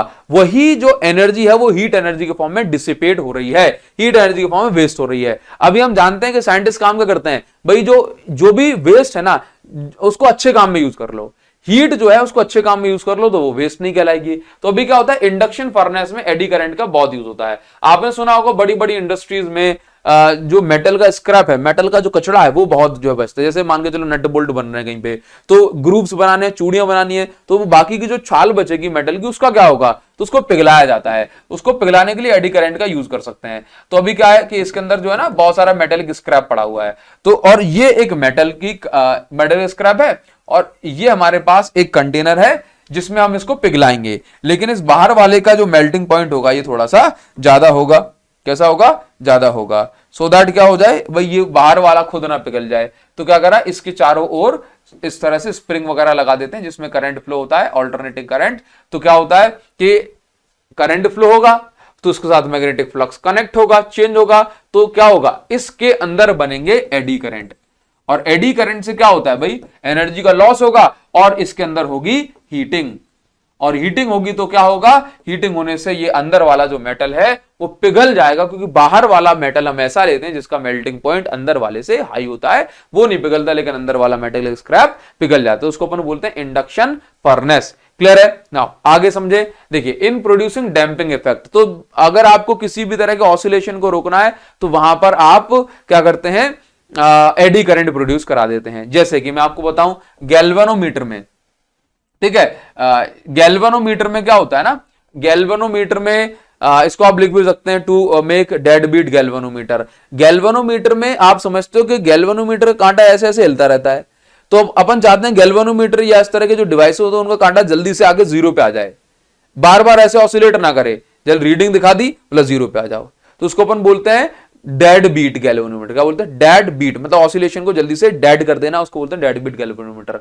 तो अभी क्या होता है, जैसे गैल्वेनोमीटर के अंदर कॉइल होती है, वो कॉइल बंधी होती है एल्यूमिनियम फ्रेम पे, तो एल्यूमिनियम एक मेटल है, उस एल्यूमिनियम के अंदर बनते हैं मैग्नेटिक फ्लक्स चेंज होने से एडी करंट, और एडी करंट क्या करता है? अल्टीमेटली डैंपिंग करता है। डैंपिंग मतलब ऑसिलेशन को किसी भी तरह के ऑसिलेशन को कम कर देता है। तो गैल्वेनोमीटर को अगर डेड बीट बनाना है तो आप एडी करंट का इस्तेमाल कर सकते हैं। इलेक्ट्रोमैग्नेटिक ब्रेक में भी हम एडी करंट का यूज कर सकते हैं या करते हैं। कैसे? जय सुनो, अगर ये जो है ट्रेन का पहिया है, जो कि ऑब्वियस सी बात है बहुत ही कठोर जो है अलॉय मेटल वगैरह का बना होगा। हाँ, तो अभी सुनो, तो अभी क्या है कि अगर अपन इसको रोकना चाहते हैं, कैसे रोक सकते हैं? देखिए, इसमें ये अपने पास एक सोलेनॉइड, ये अपने पास दूसरी सोलेनॉइड। अब आपने इसमें ऑल्टरनेटिंग करंट फ्लो करा दिया, ठीक है। अभी क्या होगा ना, आपने इसमें करंट फ्लो कराया, आप इसको वेरिएबल करंट भी बोल सकते हैं, ठीक है। आपने इसमें वेरिएबल करंट फ्लो कराया, अब इसमें इसने बनाई मैग्नेटिक फील्ड।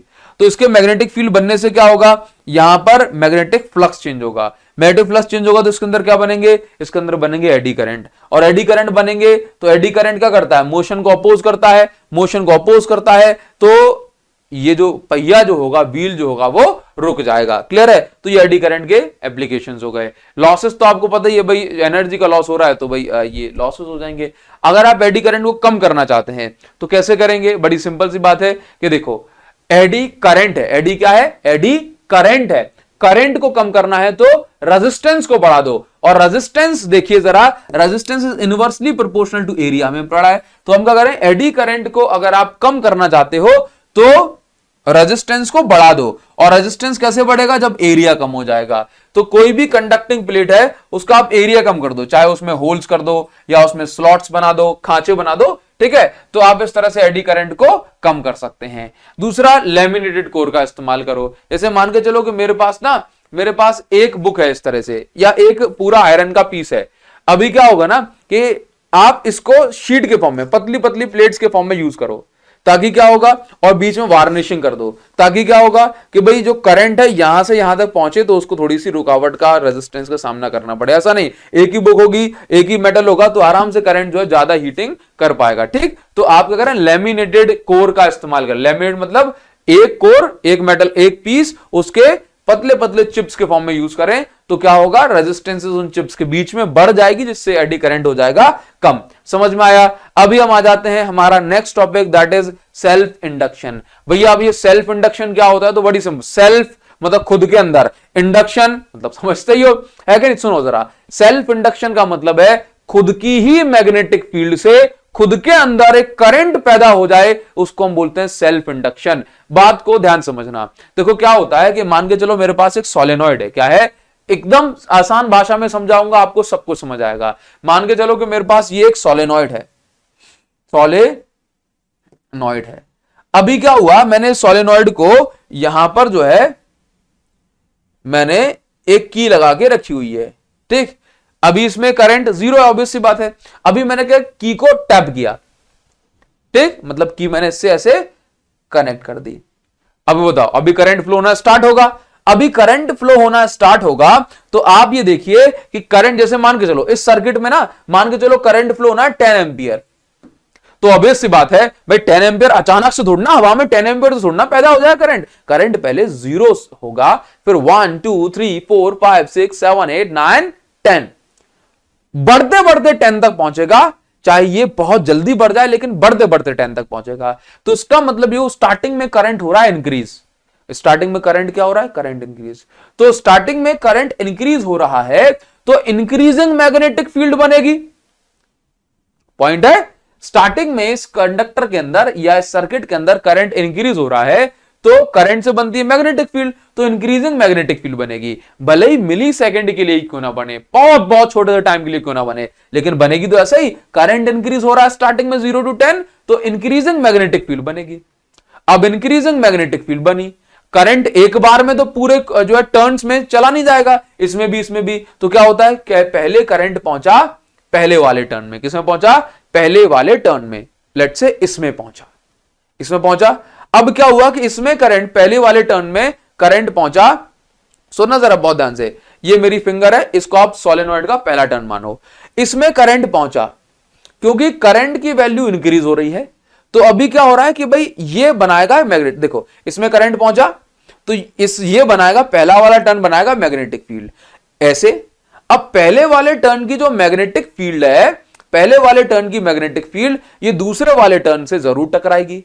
तो दूसरा वाला टर्न नहीं चाहता कि इसके साथ मैग्नेटिक फील्ड कनेक्ट हो, दूसरा वाला टर्न नहीं चाहता कि इसके साथ मैग्नेटिक फ्लक्स चेंज हो, तो दूसरा वाला टर्न क्या करता है, इसकी मैग्नेटिक फील्ड को रोकना चाहता है, और मैग्नेटिक फील्ड को रोकना चाहता है या कैंसिल करना चाहता है। और आप जानते हो मैग्नेटिक फील्ड को कैंसिल कैसे कर सकते हैं, बोला अपनी ही मैग्नेटिक फील्ड बना दो बट इन ऑपोजिट डायरेक्शन। तो क्या होता है कि पहले कॉइल में करंट पहुंचा, इंक्रीजिंग करंट है, पहले कॉइल में क्या हुआ, करंट पहुंचा, करंट इंक्रीजिंग है, इसने बनाई मैग्नेटिक फील्ड, इसकी मैग्नेटिक फील्ड सेकंड टर्न के साथ कनेक्ट होगी, तो सेकंड टर्न में क्या होगा, सेकंड टर्न नहीं चाहता कि इसके साथ फ्लक्स कनेक्ट हो, इसके साथ फ्लक्स इंक्रीज हो, तो सेकंड टर्न अपनी उल्टी मैग्नेटिक फील्ड बनाता है जो कि इसकी मैग्नेटिक फील्ड को अपोज करता है। और सिंपल सी बात है, अपनी उल्टी मैग्नेटिक फील्ड कब बनेगी, जब इसके अंदर करंट फ्लो होगा। तो खुद ब खुद इसके अंदर एक उल्टा करंट फ्लो होने लगता है, नेचर ऐसा कराती है, और इस उल्टे करंट बनाने की प्रोसेस को अपन बोलते हैं खुद ब खुद, मतलब सेल्फ से, और करंट इंड्यूस हो रहा है तो मतलब सेल्फ इंडक्शन। और ये ऐसा क्यों हुआ, पहले टर्न में करंट के कारण मैग्नेटिक फील्ड बनी, और ये मैग्नेटिक फील्ड इसका फ्लक्स चेंज कर रही है, तो ये चाहेगा कि इसकी मैग्नेटिक फील्ड को अपोज करे, तो ये भी अपनी एक उल्टी मैग्नेटिक फील्ड बनाएगा अपोजिट डायरेक्शन में, जो कि इसकी मैग्नेटिक फील्ड कैंसिल करेगी। तो इसकी मैग्नेटिक फील्ड कैसे बन पाएगी, जब इसके अंदर करंट इंड्यूस होगा, और इस प्रोसेस को हम बोलते हैं सेल्फ इंडक्शन। क्या बोलते हैं, सेल्फ इंडक्शन। ठीक है, आप इसको ये भी बोल सकते हो कि ईएमएफ इंड्यूस हो रहा है, इस प्रोसेस को हम क्या बोलते हैं, सेल्फ इंडक्शन। क्लियर है। और ये जो ईएमएफ इंड्यूस हो रहा है हम इसको बैक ईएमएफ बोलते हैं। क्या बोलते हैं, बैक ईएमएफ। ठीक, चलो अभी क्या हुआ कि स्टार्टिंग में तो इनके साथ फ्लक्स जो है 0-0 था, तो इसने स्टार्टिंग में मना किया कि फ्लक्स ये चेंज करना नहीं चाह रहा, तो मैंने आपसे क्या बोला कि इसने उल्टी मैग्नेटिक फील्ड बनाई। लेकिन आप देखते हैं कि एक ही सेकंड के अंदर इस पूरे कॉइल में जो करंट फ्लो हो रहा होगा ये मैक्सिमम मतलब 10 एम्पियर पहुंच गया होगा। फिर मैंने क्या किया कि मैंने अचानक से इस सर्किट को ब्रेक कर दिया। अब सर्किट ब्रेक हो गई तो करंट जो है वो 10 एम्पियर से फिर से 0 एम्पियर पहुंचना पड़ेगा, अब तो उसकी मजबूरी है। लेकिन उस समय पर इस सोलेनॉइड को आदत हो गई 10 एम्पियर करंट की, इस सोलेनॉइड के सभी टर्न्स को आदत हो गई उतने मैग्नेटिक फ्लक्स की। और अब क्या हो रहा है, अब क्योंकि करंट को 0 होना है, करंट की वैल्यू कम होगी, तो अब इसके टर्न्स के साथ मैग्नेटिक फ्लक्स की वैल्यू भी डिक्रीज होगी। तो अभी क्या होगा कि पहले इसने उल्टा करंट बनाया था मेन करंट के अपोजिट डायरेक्शन में, क्योंकि ये मैग्नेटिक फील्ड को अपोज करना चाह रहा था, लेकिन अब ये इसके सभी टर्न सीधा करंट बनाएंगे। मतलब जिस डायरेक्शन में पहले करंट फ्लो हो रहा था अब सभी टर्न मिलकर के उसी डायरेक्शन में करंट बनाएंगे, क्योंकि उनको पहले उतने मैग्नेटिक फ्लक्स की आदत हो गई और वो नहीं चाहते कि अब ये मैग्नेटिक फ्लक्स कम हो। समझे। तो आपने क्या सीखा कि जब करंट इंक्रीज हो रहा था तो सेल्फ इंडक्शन में ऑपोजिट करंट इन्होंने बनाया। लेकिन जब करंट डिक्रीज होने लगा तो सेम डायरेक्शन में जिसमें करंट फ्लो हो रहा था उसी डायरेक्शन में ये उसको सपोर्ट करने लगी, है ना, सेल्फ इंडक्शन की जो प्रोसेस। तो self induction opposes the increasing current but supports the decreasing current. इसको अपन बोलते हैं डिकेइंग करंट को सपोर्ट करती है और इंक्रीजिंग करंट को अपोज करती है ये प्रोसेस। अभी आप यहां पे समझ लो कुछ छोटी छोटी बातें, जैसे कि जो कितना मैग्नेटिक, अपन को बताना है सेल्फ इंडक्टेंस क्या है। ठीक सुनो, तो कितना मैग्नेटिक फ्लक्स कनेक्ट होगा ये डिपेंड करेगा कि भाई कितना जो है करंट फ्लो हो रहा है। अब यहां से प्रोपोर्शनलिटी साइन हटाएंगे तो एक कांस्टेंट आ जाएगा जिसको अपन बोलते हैं coefficient of self inductance, where L is called coefficient of self inductance. ठीक, तो मतलब ये बताता है सेल्फ इंडक्शन कितना हुआ। तो एल का फॉर्मूला क्या बन गया, phi b upon I. phi b क्या है, मैग्नेटिक फ्लक्स में चेंज। अभी मुझे ईएमएफ निकालना है तो कैसे निकाल सकता हूं भाई, सिंपल सी बात, E is equal to minus D phi upon D t होता है, ये होता है। नाउ अब E is equal to d by D t, phi flux की जगह क्या लिख सकता हूं, एल आई लिख सकता हूं ना भाई, फ्लक्स से क्या लिख सकता हूं, ये लो phi b, एल आई लिख सकता हूं। अब इसके बाद एल तो क्या है, एल तो कांस्टेंट, तो एल को मैंने बाहर निकाल दिया D I by D T, क्योंकि स्टार्टिंग में क्या चेंज हो रहा होता है, करंट चेंज हो रहा होता है। तो ईएमएफ अगर आपको निकालना कैसे निकाल सकते हो, minus L D I upon D T. Clear है। अगर आप निकालना चाहते हैं कि भाई सेल्फ इंडक्टेंस की यूनिट क्या है, तो भाई सेल्फ इंडक्टेंस की यूनिट क्या है, unit of self inductance, self induction process है, सेल्फ इंडक्टेंस की यूनिट होती है, सेल्फ इंडक्शन की यूनिट। हाँ, तो सेल्फ इंडक्टेंस जो यूनिट है की यूनिट है क्या है, हेनरी है। मैं आपको बता दूं माइकल फैराडे और हेनरी ने सेम टाइम पर इलेक्ट्रोमैग्नेटिक इंडक्शन ढूंढा था, ठीक, लेकिन जो क्रेडिट है वो माइकल फैराडे को दिया गया क्योंकि उन्होंने थोड़ा सा ज्यादा काम कर लिया था। लेकिन हेनरी ने, नेचर सोचो, नेचर खुद को कब रिवील करती है, हेनरी ने और माइकल फैराडे ने ऑलमोस्ट सेम टाइम पर अलग अलग कंट्री में रह करके दुनिया में पहली बार सेम डिस्कवरी करी। तो सोचो कि नेचर खुद को रिवील करने का टाइम डिसाइड करती है, ना कि इंसान उसको जो है रिवील करने का टाइम डिसाइड करता है। समझे ना, ये बहुत ज्यादा ही बड़ी बात है कि तो सुनो, अब अपन काम की बात पाते हैं। तो हेनरी किसकी यूनिट है, हेनरी यूनिट है सेल्फ इंडक्टेंस की। और 1 हेनरी कितना होता है, अगर 1 एम्पियर करंट फ्लो कराने से 1 वेबर मैग्नेटिक फ्लक्स चेंज होता है, तो ये जो है सेल्फ इंडक्टेंस कितनी होगी देन 1 हेनरी। चलिए अभी थोड़ा सा आगे बढ़ेंगे और बात करेंगे self inductance of A current carrying solenoid. ये एक बड़ा ही इंपॉर्टेंट सा डेरिवेशन है। अब इसमें बहुत सिंपल है, देखो सिंपल सी बात है, ये मेरे पास एक करंट कैरिंग सोलेनॉइड है, इसमें करंट फ्लो रहा है इस डायरेक्शन में, इसकी लेंथ है L और इसके टोटल नंबर ऑफ टर्न्स है कैपिटल N। इसमें 1 सेंटीमीटर में मान के चलो small n number of turns होते हैं, तो L सेंटीमीटर में कितने होंगे, L सेंटीमीटर में कितने होंगे, n इंटू एल। भाई 1 सेंटीमीटर में 10 टन है तो 100 सेंटीमीटर कितने हो जाएंगे, 10 इंटू सोच लो 100, तो आप 1000 टन हो जाएंगे। तो देखो तो टोटल नंबर ऑफ टर्न्स कितने हो गए, n इंटू एल। तो स्मॉल n की जगह इसको अपन टर्न डेंसिटी बोलते हैं, मतलब 1 सेंटीमीटर में कितने टर्न्स, तो टर्न डेंसिटी कितनी हो गई, capital N upon small l, मतलब कैपिटल N अपॉन लेंथ। तो small n is equal to capital N upon l put कर सकते हैं, बोलो हाँ या ना, हाँ हाँ हाँ। देखिए जरा इसके बाद अब मुझे क्या निकालना है, मुझे निकालना है self inductance of A current carrying solenoid, मतलब इसके अंदर कितना सेल्फ इंडक्टेंस होगा पूरे सोलेनॉइड में, ये मुझे निकालना है। तो अभी क्या करेंगे, बहुत सिंपल सी बात है, देखिए सेल्फ इंडक्टेंस का फॉर्मूला होता है फाई अपॉन आई। सिंपल सी बात, सेल्फ इंडक्टेंस का फॉर्मूला क्या है, देखो जरा, फाई अपॉन आई है, फाई भी अपॉन आई की बात है, मैग्नेटिक फ्लक्स है। देखिए जरा अभी फाई मुझे निकालना है, तो फाई क्या होता है, B into A, number of turns बहुत सारे हैं तो बोला n into B into A हो गया। अब कैपिटल N को मैं लिख सकता हूं n इंटू एल, और B क्या है, मैग्नेटिक फील्ड। अब मैग्नेटिक फील्ड ड्यू टू क्या, magnetic field due to solenoid, और सोलेनॉइड के कारण मैग्नेटिक फील्ड कितनी बनती है, mu naught N I, mu naught small N I, ध्यान रखना, और एरिया की जगह में लिख दिया एरिया। क्लियर है बात, क्लियर करनी पड़ेगी, ठीक। चलिए अभी हम यहां पे समझेंगे कि हमने इसको थोड़ा सीधा कर दिया, हमने इसको सीधा कर दिया, तो म्यू नॉट को आगे एन स्क्वायर ये लिख दिया, I into L into A लिख दिया ना। अब इसके बाद we know that self inductance L is equal to 5 upon I, ठीक। नाउ अब इसके बाद क्या करेंगे, L इज इक्वल टू यहां पे ध्यान से समझना, फाई की जगह फाई की वैल्यू क्या है, mu naught N square I into L into A. अब मुझे ना सेल्फ इंडक्टेंस निकालना है, तो फाई अपॉन आई, फाई की वैल्यू अपॉन आई, आई से आई को उड़ा दिया, तो mu naught N square into L into A बचा। अब स्मॉल एन को मैं कैपिटल एन अपॉन एल के टर्म में लिख सकता हूं, तो स्मॉल एन को मैं लिखता हूं capital N upon small L या एल, तो N square upon L square हो जाएगा, एक एल स्क्वायर से एक एल कैंसिल होगा, तो यहां पे बचेगा म्यू नॉट एन स्क्वायर ए अपॉन एल। तो यहां पर आप ये भी देख सकते हैं कि self inductance inversely proportional to L and directly proportional to area of cross section. तो अगर लेंथ बहुत ज्यादा है तो सेल्फ इंडक्टेंस की वैल्यू कम हो जाएगी। इस तरह से आप इस फॉर्मूले को निकाल सकते हैं। यहां पर बेसिकली आपको ध्यान देना है कि L is equal to 5 upon I होता है, इसके लिए आपको 5 निकालना पड़ेगा और आई का डिवाइड कर देना है।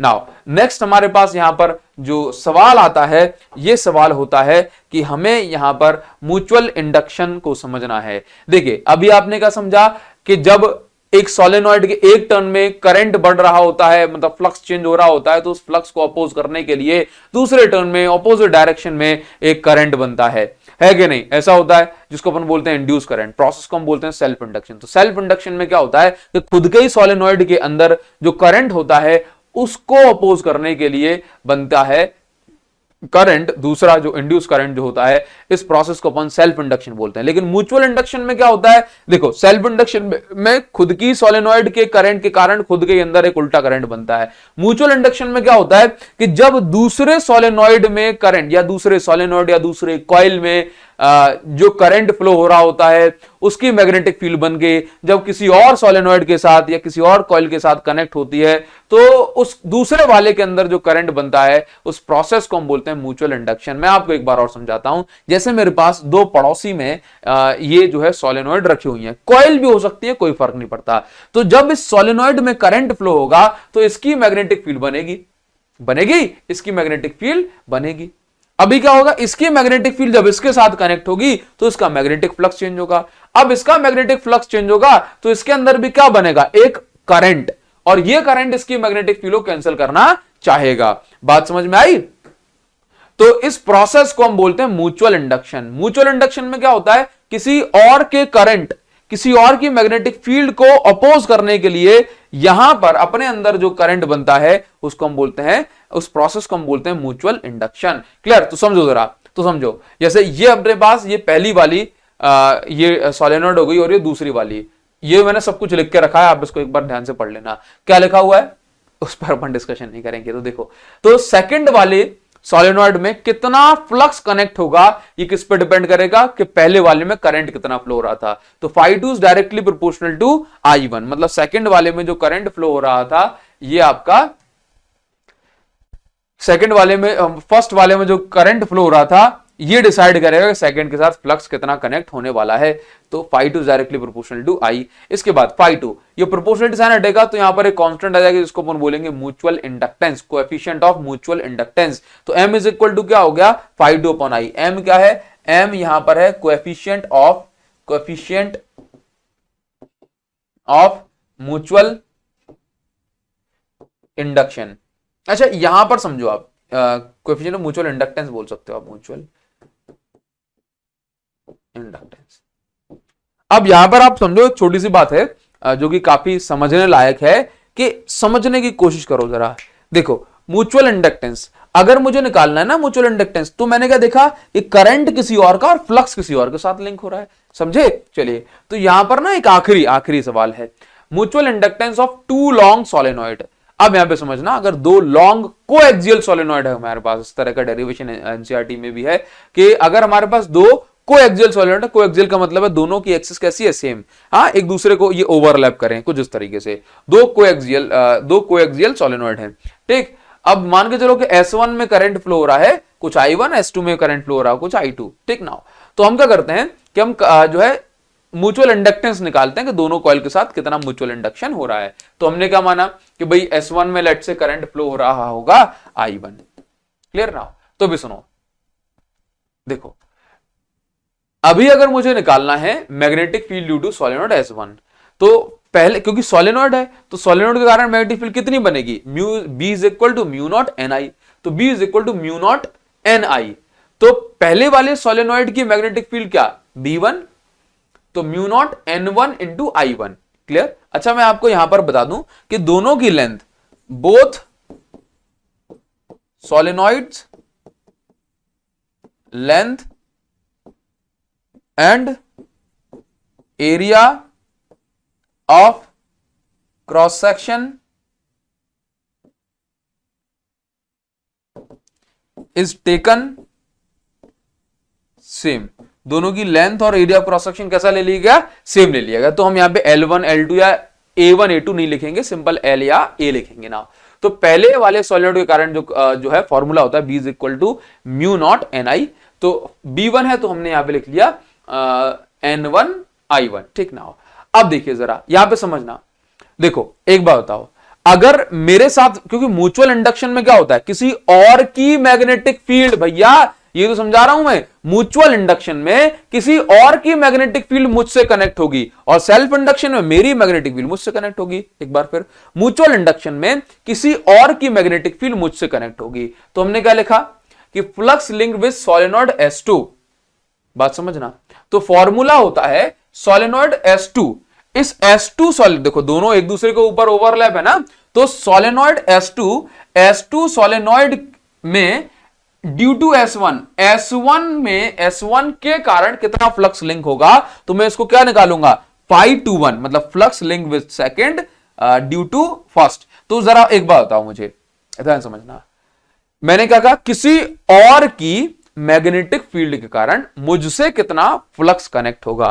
तो यहां पे क्या लिखूंगा, किसी और की मैग्नेटिक फील्ड, मतलब फ्लक्स लिंक विद सेकंड के में कितना फ्लक्स लिंक हो रहा है, लेकिन किसके कारण, फर्स्ट की मैग्नेटिक फील्ड के कारण, किसी और की मैग्नेटिक फील्ड के कारण, मतलब सेकंड में फ्लक्स फर्स्ट वाले की मैग्नेटिक फील्ड के कारण।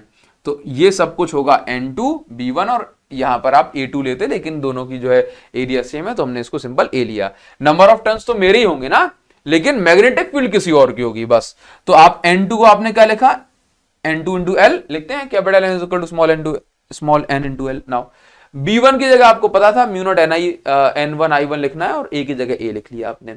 अब मुझे क्या निकालना है, mutual inductance of coil S2। तो देखो अभी हमने क्या लिखा, म्यूचुअल इंडक्टेंस निकालना है, करंट किसी और का, मैग्नेटिक फ्लक्स किसी और के साथ कनेक्ट होगा। तो हमने क्या देखा कि भाई करंट किसका, करंट I1 का, अगर पहली सॉलिनोइड में करंट फ्लो हो रहा है तो म्यूचुअल इंडक्टेंस सेकंड वाली में होगा।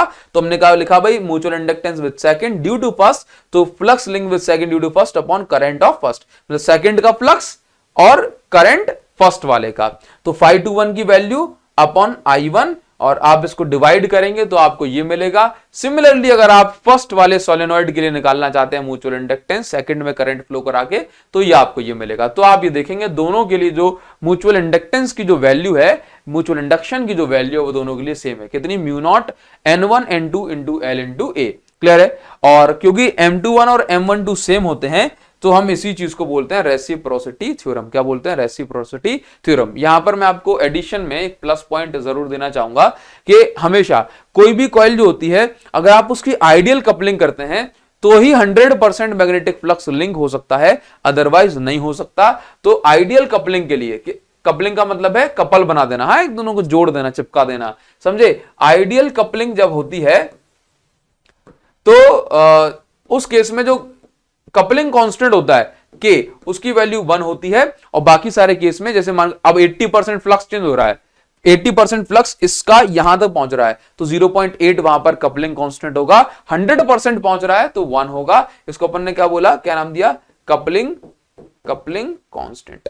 अब इसके बाद अगर आप अपनी बुक के, इसके बाद अपनी रेफरेंस बुक के अगर आप क्वेश्चन बनाना चाहेंगे तो आपसे आसानी से बन जाएंगे। और आप मुझे कमेंट सेक्शन में जरूर बताइएगा कि आपको मजा आया कि नहीं आया। जैसा मैंने स्टार्टिंग में आपसे बोला था वो सारी बातें फुलफिल हो पाई कि नहीं हो पाई, मैं आपके कमेंट का बहुत बेसब्री से इंतजार करूंगा। क्योंकि आप ये मान के चलिए एक टीचर के लिए, एक एडुकेटर के लिए सबसे बढ़िया चीज जो हो सकती है ना वो ये होती है कि उसका पढ़ाया गया किसी बच्चे तक पहुंच पाए और उसके बाद उसको उसका फीडबैक मिल जाए तो उसको बहुत मजा आ जाता है।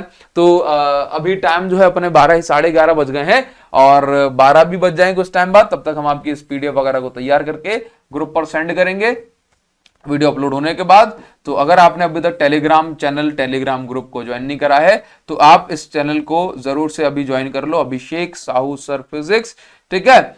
और उसके बाद आपसे मिलेंगे नेक्स्ट वीडियो में। लेकिन हाँ, मैं आपके कमेंट का जरूर वेट करूंगा। सो इस वीडियो के लिए बस इतना ही, मिलेंगे आपसे नेक्स्ट वीडियो में। तब तक के लिए thank you so much guys, thanks a lot.